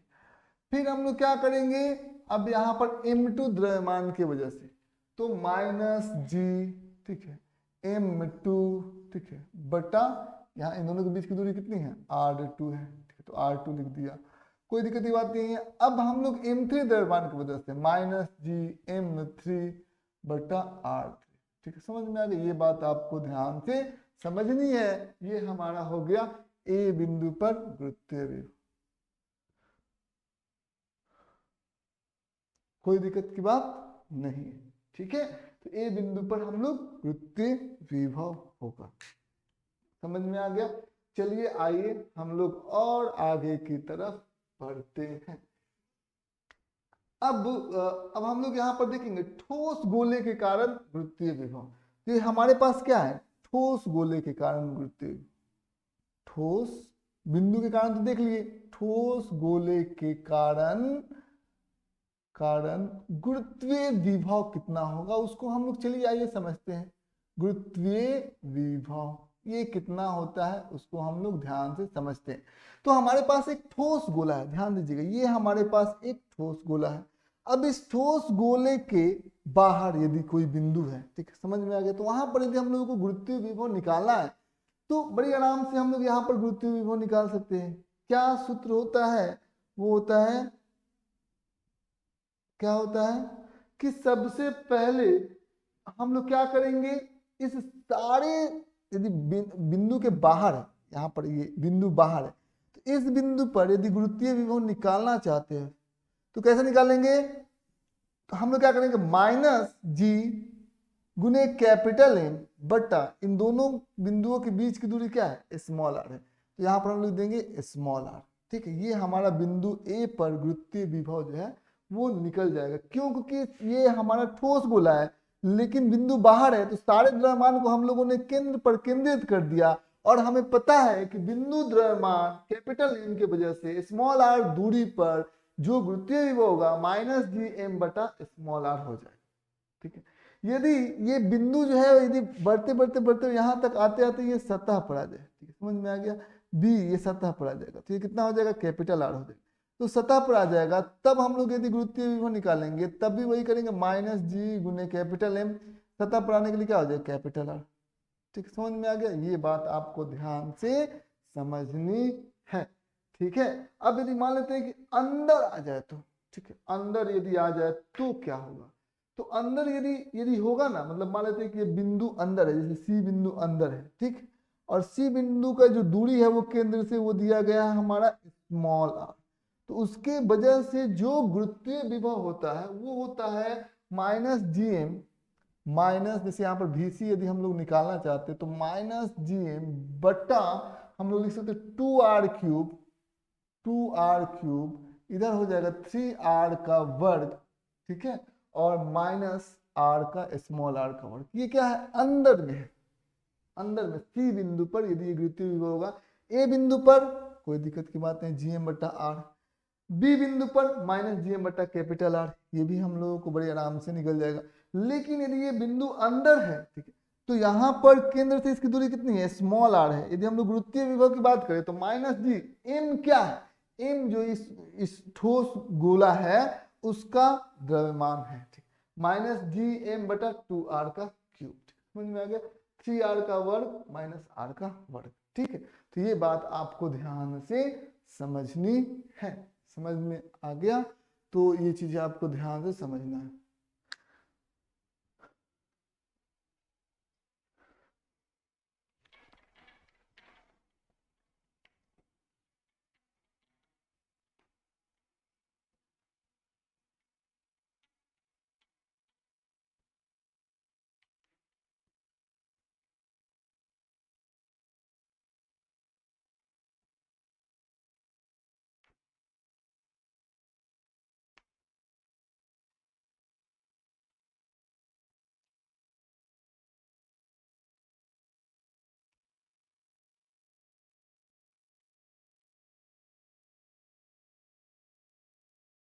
अब आइए हम लोग पढ़ेंगे खोखले गोले के कारण गुरुत्वीय विभव। चलिए यहाँ पर ध्यान दीजिए, खोखला गोला जो होता है, ये तो हम लोगों ने ठोस गोला देखा है, अब पढ़ेंगे खोखले गोले के कारण गुरुत्वीय विभव, गोले के कारण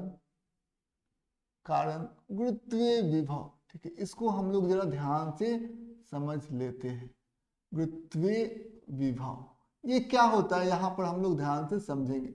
तो सबसे पहले हम लोग एक खोखला गोला, जैसे प्लास्टिक का बॉल होता है ना, तो वो एक खोखला गोला होता है, हमें मालूम है। तो ये हमारा हो गया प्लास्टिक का बॉल, एक खोखला गोला।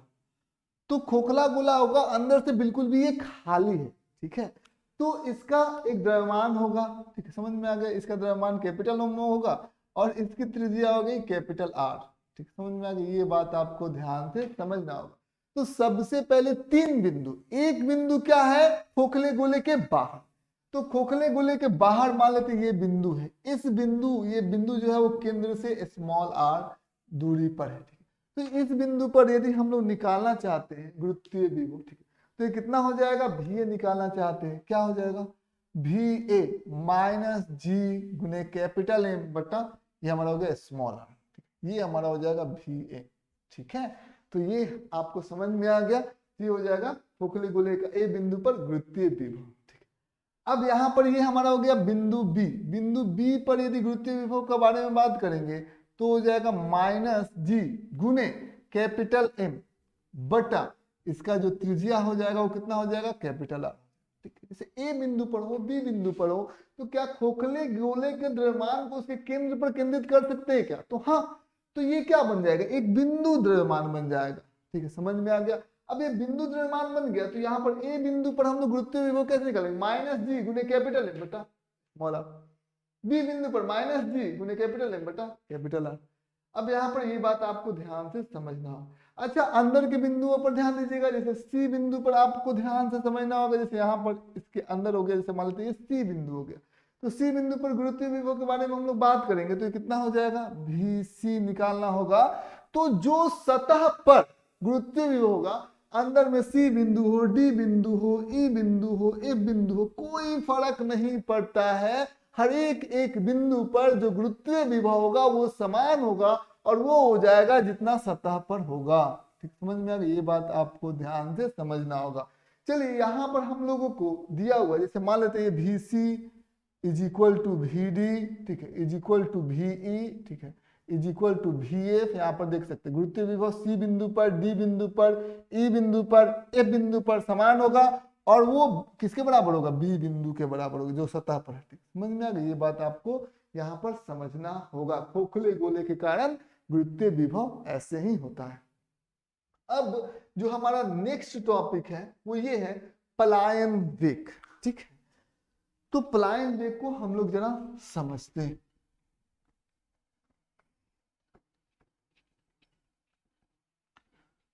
तो पलायन वेग क्या होता है, एक ऐसा वेग जैसे मान लेते हैं कि हम बिहार से पलायन कर रहे हैं, तो बिहार से यदि पलायन करेंगे नहीं बिहार हमें छोड़ना पड़ेगा। क्या हो यदि कोई पिंड जो है वो पृथ्वी से ही पलायन कर जाए तो उसको हम लोगों को एक वेग देना पड़ेगा, वो होता है पलायन वेग। यदि उस वस्तु को उतना वेग दे दिया जाएगा तो पृथ्वी से पलायन कर जाएगा। सबसे पहले यहाँ पर ध्यान से समझना होगा, जैसे यहाँ पर आप देख सकते हैं ये हमारा हो गया पृथ्वी, ये इसका केंद्र बिंदु हो गया, इसका ये द्रव्यमान हो गया, ये इसका त्रिज्या हो गया। ठीक समझ में आ गया, ये बात आपको ध्यान से समझना होगा, ठीक है, ये आपको ध्यान से समझना होगा। अब हम लोग क्या करते हैं, पलायन वेग के बारे में हम लोग समझते हैं। तो यहाँ पर इसके सतह से, इसके तल से हम लोगों ने एक एम द्रव्यमान वाले पिंड को ऊपर की तरफ उछाला। तो जब हम लोग इसको ऊपर की तरफ उछालेंगे ना तो इसका जो वेग होगा, जिस वेग से हम इसे ऊपर की तरफ उछालेंगे वो मान लेते हैं कि पलायन वेग है। यह एक न्यूनतम वेग है जिस न्यूनतम वेग से यदि किसी भी पिंड को ऊपर की तरफ फेंका जाएगा तो वो दोबारा पृथ्वी पर आएगा नहीं। तो हमें पता है कि जो गुरुत्वीय क्षेत्र है, ठीक है, वो कहाँ तक फैला हुआ है, अनंत तक फैला हुआ है। तो हम ये मान कर चलते हैं कि जस्ट इसे अनंत से थोड़ा ऊपर जाना है और कुछ नहीं। तो मान लेते हैं यहाँ पर ये हो गया हमारा अनंत, ठीक है, और इस अनंत पर जो वेग हो जाता है वो किसके बराबर हो जाएगा, अनंत से थोड़ा सा ऊपर लेके चले जाते हैं, ठीक है। तो अनंत पर यदि थोड़ा सा ऊपर लेके जाएंगे तो वहां पर जैसे ही ये पहुंचेगा तो क्या होगा, वो गुरुत्वीय क्षेत्र से बाहर निकल जाएगा क्योंकि अनंत तक तो गुरुत्वीय क्षेत्र फैला ही हुआ है, और वहां पर उसका जो वेग हो जाएगा वो शून्य के बराबर हो जाएगा। समझ में आ गया। तो यहाँ पर हमारे पास ए बिंदु है, हमारे पास बी बिंदु है।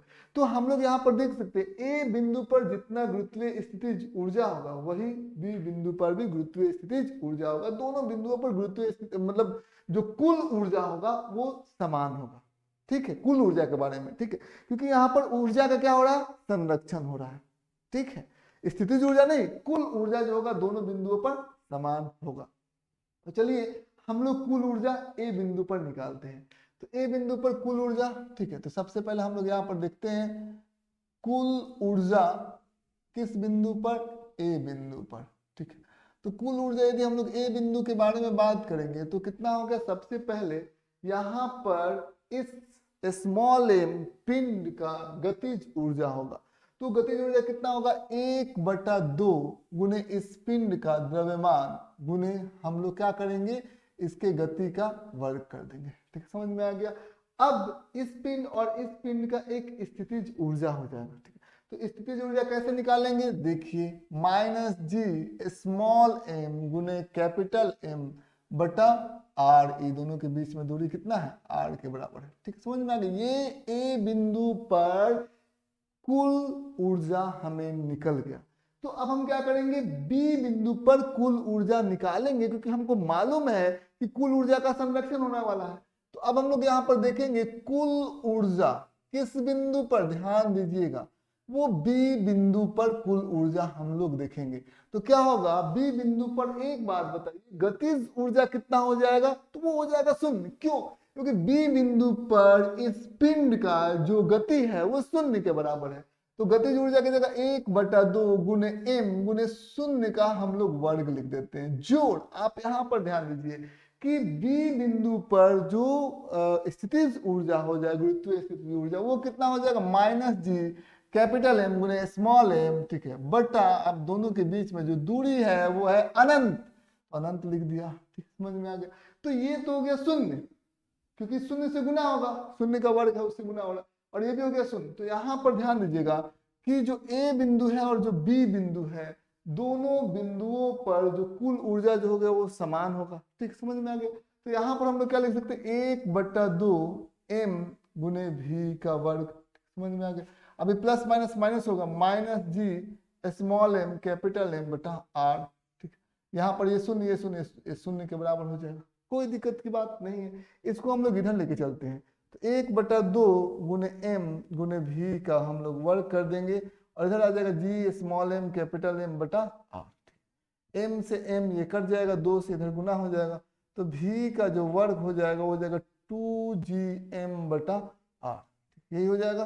तो v हमारा कितना हो जाएगा, रूट के अंदर 2gm बटा r। कोई दिक्कत की बात नहीं है। ठीक है, ये हमारा क्या होगा, ये जो वेग होगा उस वेग को हम लोग क्या बोलेंगे, पलायन वेग बोलेंगे। कहां से, पृथ्वी के तल से। यदि हम लोग किसी ऊंचाई से इसको फेंके तो यदि हम लोग h ऊंचाई से फेंकेंगे और इसी प्रकार से कुल ऊर्जा, मतलब यहाँ पर इसको हम लोग फाइंड आउट करते हैं तो पृथ्वी के तल से।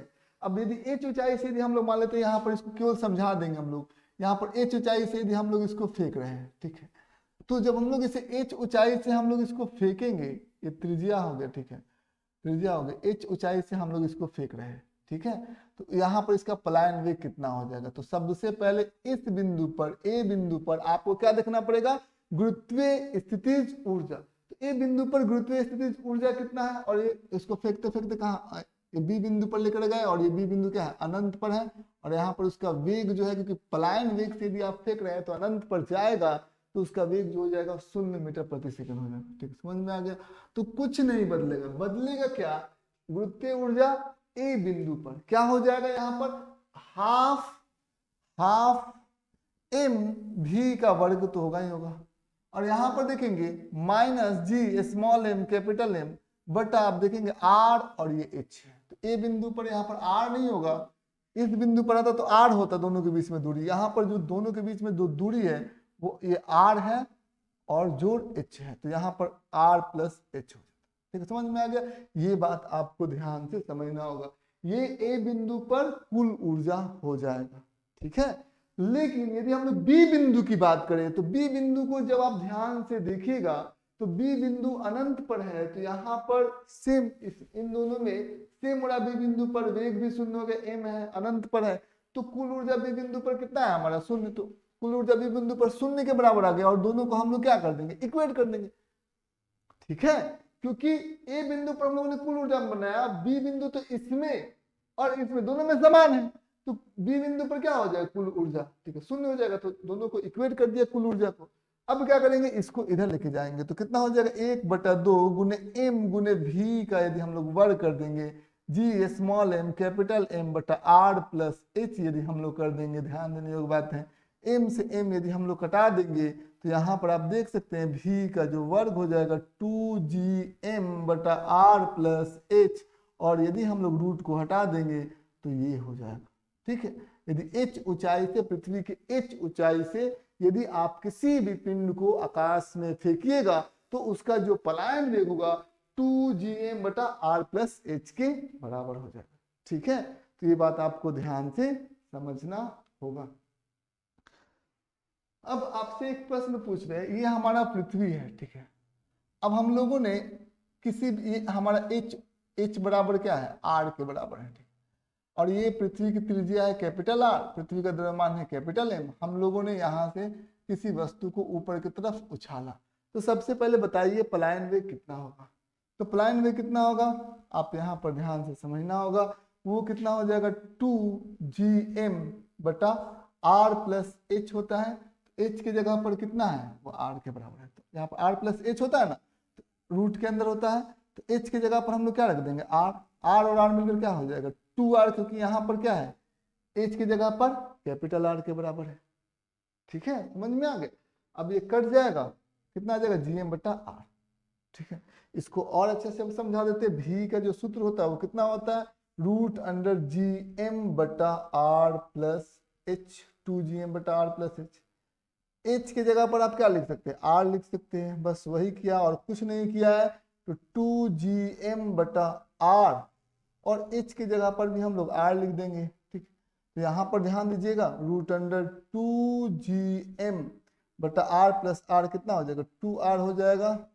कोई दिक्कत की बात नहीं, यही हमारा क्या हो जाएगा पलायन वेग हो जाएगा जब ऊंचाई त्रिज्या के बराबर हो। ठीक है,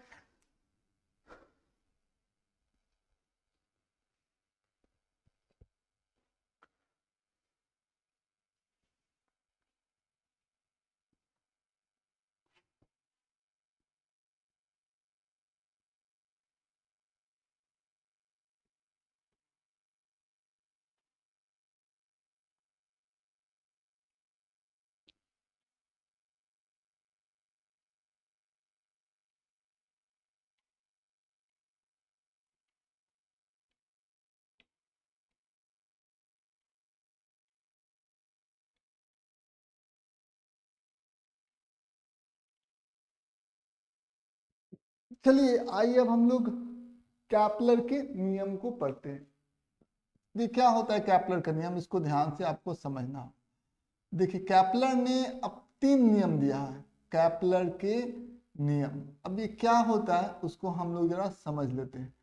तो कैपलर साहब ने जो प्रथम नियम दिया है उसको हम लोग बोलते हैं कक्षाओं का नियम। ठीक है, तो कक्षाओं का नियम ये क्या होता है, ये बात आपको ध्यान से हम लोग समझाने वाले हैं।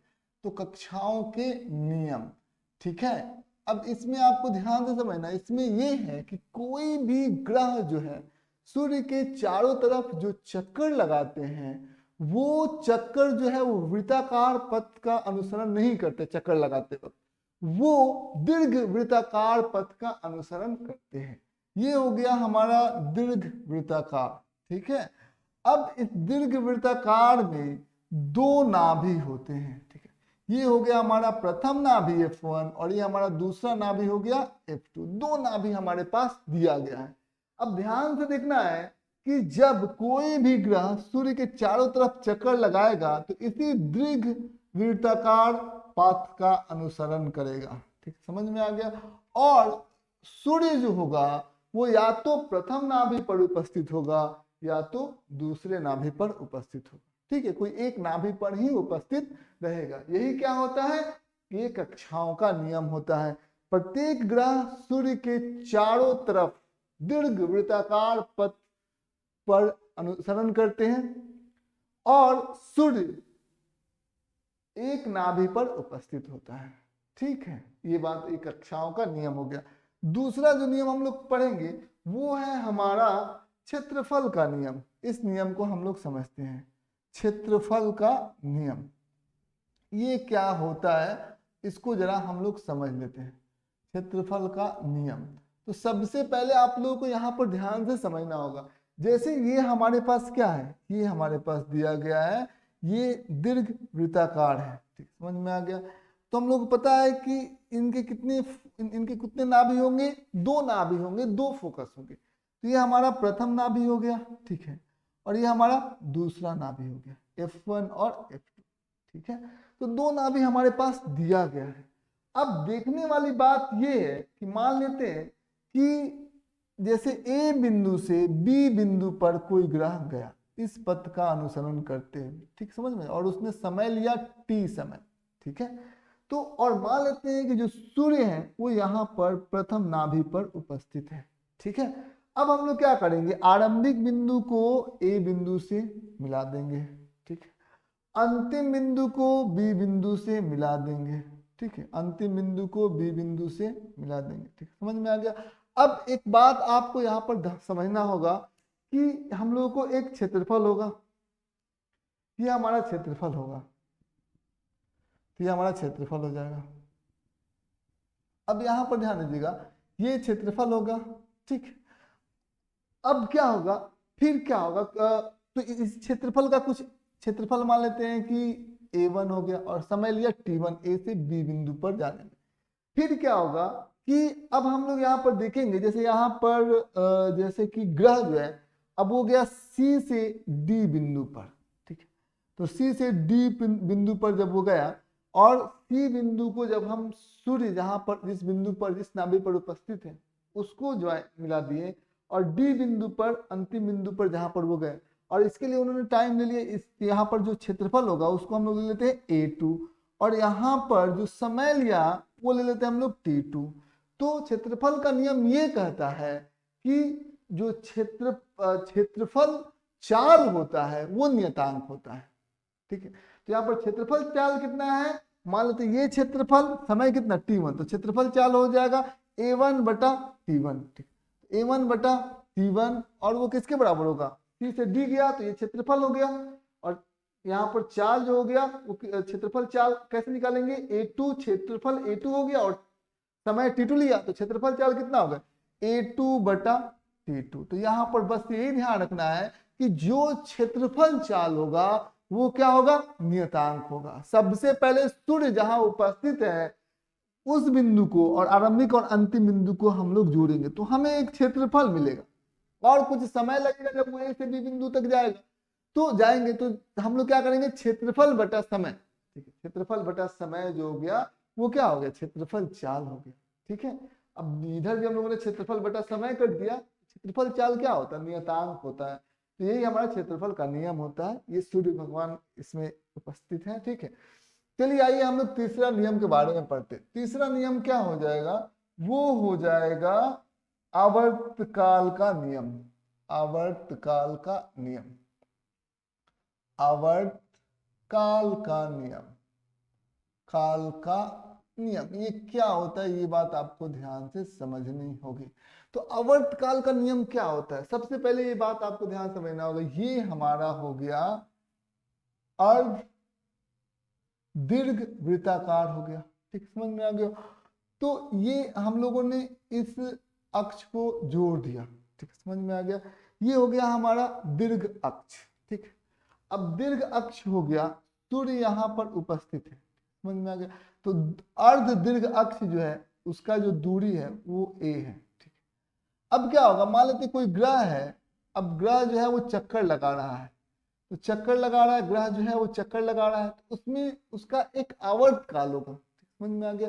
तो आवर्त काल मान लेते हैं कि T है, तो इस आवर्त काल का यदि हम लोग वर्ग कर देते हैं, ठीक है, आवर्त काल का हम लोग वर्ग कर देंगे तो ये अर्ध ए के क्यूब के ये समानुपाती होगा। ठीक है, तो ये हमारा क्या होता है, आवर्त काल का नियम।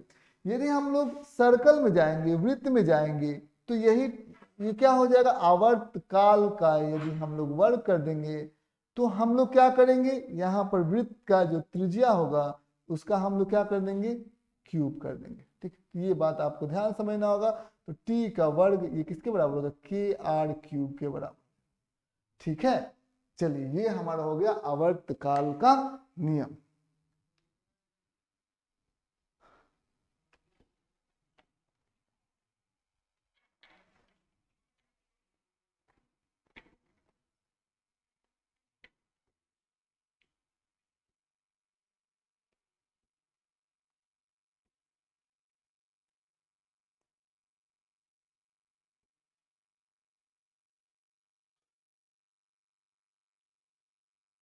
चलिए अब मैं आप लोगों को कक्षीय वेग के बारे में बतलाऊंगा। ठीक है, तो सबसे पहले आइए कक्षीय वेग के बारे में हम लोग समझते हैं। जैसे ये हमारा पृथ्वी है, ठीक है, ये हमारी पृथ्वी है। हम लोग, पृथ्वी एक ग्रह है और पृथ्वी के चारों तरफ जो चक्कर लगाएगा उसको हम लोग उपग्रह कहते हैं। तो उपग्रह कैसे होते हैं, सबसे पहले हम लोग उपग्रह को पृथ्वी तल से h ऊंचाई पर लेके जाते हैं। हम लोग सबसे पहले हम लोग इसको h ऊंचाई पर लेके गए, फिर हम लोगों ने इसको एक वेग दे दिया कुछ इस प्रकार। ठीक, इस वेग को हम लोग क्या बोलेंगे, कक्षीय वेग। ठीक है, अब ये कक्षीय वेग है और इसी कक्षीय वेग के वजह से पृथ्वी जो है, पृथ्वी के चारों तरफ जो है ये हमारा उपग्रह जो है वो चक्कर लगाएगा। माना कि उपग्रह का जो द्रव्यमान है वो स्मॉल m के बराबर है। ठीक है, समझ में आ गया। और ये पृथ्वी का जो द्रव्यमान है वो कैपिटल M है, पृथ्वी का जो त्रिज्या है वो हमारा कैपिटल R है। समझ में आ गया। तो सबसे पहले हम लोग निकालना चाहते हैं ये V0, ठीक है, यानी कि कक्षीय वेग। तो सबसे पहले उपग्रह के ऊपर क्या लगेगा, बल लगेगा। तो उपग्रह के ऊपर, क्योंकि ये वाला द्रव्यमान इस वाले द्रव्यमान पर बल लगाएगा, तो उपग्रह के ऊपर बल लग गया, ये हो गया F। ठीक है, तो ये F हो गया, तो हमारा F हम लोग निकालेंगे। तो F कितना हो जाएगा, F हो जाएगा हमारा ये, क्योंकि ये गुरुत्वाकर्षण बल होगा तो इसके सारे द्रव्यमान को इसके केंद्र पर हम लोग केंद्रित कर देंगे। तो कितना हो जाएगा G, ठीक है, कैपिटल M गुने स्मॉल m, कैपिटल M गुने स्मॉल m बटा दोनों के बीच का जो दूरी है R और ये H। तो ये यहाँ से यहाँ तक का दूरी कितना है, R प्लस H। ये हो गया हमारा R और ये हो गया हमारा H। तो R प्लस H का वर्ग। ठीक है, समझ में आ गया। ये बात आपको ध्यान से समझनी होगी। ये हमारा हो गया बल। ठीक है, तो बल हम लोगों को निकल गया। हम लोगों को पता है कि ये हमारे पास ये बल हो गया। तो अब इस बल को, इसको हम लोग अभिकेंद्रीय बल भी कह सकते हैं। अब इस अभिकेंद्रीय बल का जो सूत्र होता है वो कैसे होता है, सबसे पहले हम लोग इसका द्रव्यमान लिखेंगे। द्रव्यमान हो गया स्मॉल m, फिर हम लोग v0 का वर्ग लिखेंगे। तो ये हमारा v0 का वर्ग हो गया बटा इसका जो त्रिज्या होगा, ठीक है, वो कितना हो गया r प्लस एच। यहाँ पर क्या लिख देंगे, r प्लस एच। ये बात आपको ध्यान से समझना होगा। तो ये हो गया हमारा अभिकेंद्रीय बल। तो अब हम लोग इन दोनों को हम लोग बराबर के चिन्ह से लिख सकते हैं। यहाँ पर r प्लस एच का क्या है, वर्ग है, मतलब कि r प्लस एच 2 बार गुना है। ठीक है, तो एक r प्लस एच से एक r प्लस एच कर देंगे, स्मॉल m से स्मॉल m कर देंगे। तो ये v0 कितना हो जाएगा, तो v0 कितना हो जाएगा, यहाँ पर ध्यान दीजिएगा रूट अंडर gm बटा r प्लस एच। ठीक है, तो ये चीजें आपको ध्यान से समझना होगा। तो अब चलिए हम लोग, ये हमारा क्या हो गया, ये हमारा कक्षीय वेग हो गया। ठीक है, चलिए इसको हम लोगों ने समझ लिया। आगे की तरफ हम लोग चलते हैं। अब हम लोग आवर्त काल देखेंगे कि इसका आवर्त काल कितना हो। आवर्त काल यानी कि t कितना होगा। ठीक है, तो ये आवर्त काल के बारे में हम आपको ध्यान समझना होगा। तो t कितना हो गया, 2 पाई, ये कितना हो जाएगा यहाँ से यहाँ तक इसका, क्योंकि आवर्त काल का मतलब क्या होगा, एक बार चक्कर लगाने में लिया गया समय ही क्या होता है, आवर्त काल होता है। तो एक बार जब ये चक्कर लगाएगा तो ये कितना दूरी तय करेगा, ध्यान दीजिए यहाँ पर। तो ये दूरी तय करेगा आपका 2 पाई r प्लस एच। 2 पाई r प्लस एच ये हो गया दूरी इसने तय किया, और इसको हम लोग किससे भाग लगा देंगे, कक्षीय वेग से भाग लगा देंगे। ठीक है, तो दूरी बटा जो गति होता है, यही तो क्या होता है, हमारा आवर्त काल होता है। तो ये बात आपको ध्यान से समझना होगा। ये हमारा आवर्त काल हो गया। v0 का मान यहाँ पर यदि आप रखना चाहते हैं तो रख सकते हैं। तो t बराबर कितना हो जाएगा, 2 पाई r प्लस एच, और यहाँ पर रूट अंडर gm बटा r प्लस एच। ठीक है, समझ में आ गया, r प्लस एच हो गया। ठीक है, तो यहाँ पर ध्यान से समझना होगा। यही क्या हो जाएगा, हमारा आवर्त काल हो जाएगा। अब आइए हम लोग कर क्या रहे हैं, हम लोग यहाँ पर इस बिंदु पर हम लोग इसका गतिज ऊर्जा निकालना चाहते हैं कि आखिर इसका गतिज ऊर्जा कितना होगा जो उपग्रह का।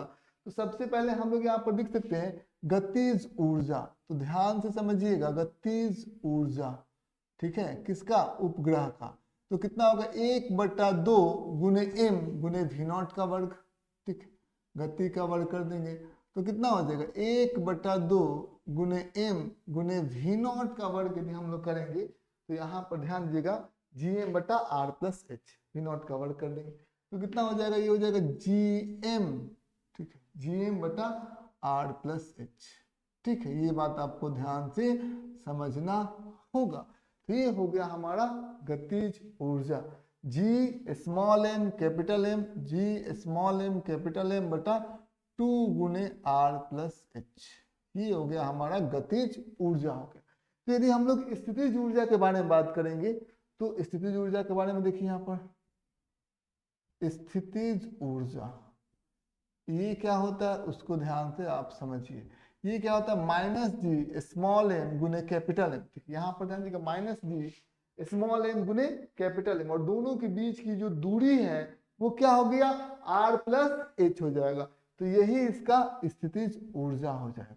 ठीक है, समझ में आ गया। क्यों, क्योंकि यहाँ पर सबसे पहले ये ठोस गोलाकार जो हमारा पिंड है इसके द्रव्यमान को हम लोग केंद्र पर केंद्रित करेंगे, तो यहाँ पर एक बिंदु द्रव्यमान हो गया और ये भी क्या एक बिंदु द्रव्यमान हो गया, माइनस जी स्मॉल एम गुने कैपिटल एम, और दोनों के बीच में जो दूरी है वो r प्लस एच के बराबर ही है। तो ये हमारी होगी स्थितिज ऊर्जा। यदि हम लोग कुल ऊर्जा के बारे में बात करेंगे, कुल ऊर्जा कितना होगा, इसको देखिए, कुल ऊर्जा, ठीक है। तो कुल ऊर्जा कैसे निकलेगा, इन दोनों ऊर्जा गतिज ऊर्जा और स्थितिज ऊर्जा को जोड़ देंगे, ठीक है। तो गतिज ऊर्जा हमारा कितना है, जी स्मॉल एम कैपिटल एम बटा 2r प्लस एच, और यहां पर इसको जोड़ेंगे माइनस जी बटा कैपिटल एम बटा आर प्लस एच। तो हम लोग इसको दोनों को जोड़ देंगे, ठीक है, कोई दिक्कत नहीं है। यहां पर ध्यान दीजिएगा 2r plus H, 2r plus H हम लोगों ने जोड़ दिया। सबसे पहले इसको इससे भागा लगाया तो कितना हो जाएगा, G small m capital M, minus इसको इससे भागा लगाएगा तो 2 आ गया, तो 2g small m capital M. तो इन दोनों को हम लोग जोड़ेंगे तो कितना हो जाएगा, माइनस जी स्मॉल एम कैपिटल एम बटा 2r प्लस एच। ये हमारा हो जाएगा कुल ऊर्जा, ठीक है, समझ में आ गया। अब क्या होता है, एक होता है बंधन ऊर्जा, ठीक है। तो बंधन ऊर्जा कितना होता है, बंधन ऊर्जा जब आप निकालिएगा तो यहाँ पर आपको ध्यान से समझना होगा, वो होता है कुल ऊर्जा का ऋणात्मक, ठीक है। बंधन ऊर्जा का मतलब क्या है, इसको और कितना ऊर्जा दे दे ताकि ये अपने कक्ष से बाहर हो जाए, ठीक, समझ में आ गया। यानी कि कक्ष छोड़कर ये पलायन कर जाए, तो पलायन कर जाए तो इसके पास पलायन करने के लिए कुल ऊर्जा कितना होना चाहिए, शून्य। पहले से कुल ऊर्जा कितना है, माइनस जी स्मॉल एम कैपिटल एम बटा 2 गुने r प्लस एच है। तो इतना यदि ऊर्जा यदि धनात्मक में दे दे तो कुल ऊर्जा शून्य हो जाएगा, और क्या हो जाएगा, ये पलायन कर जाएगा उपग्रह। तो उपग्रह का जो बंधन ऊर्जा होता है वो प्लस में होता है, जी स्मॉल एम कैपिटल एम बटा 2r प्लस एच। ये मिनिमम ऊर्जा होता है, जो किसी भी सबसे न्यूनतम ऊर्जा होता है जो किसी भी उपग्रह को चाहिए होता है ताकि उसका अपलायन हो सके। तो ये हो जाएगा हमारा बंधन ऊर्जा, ठीक है। तो ये बात आपको ध्यान से समझना होगा। आज बस इतना है।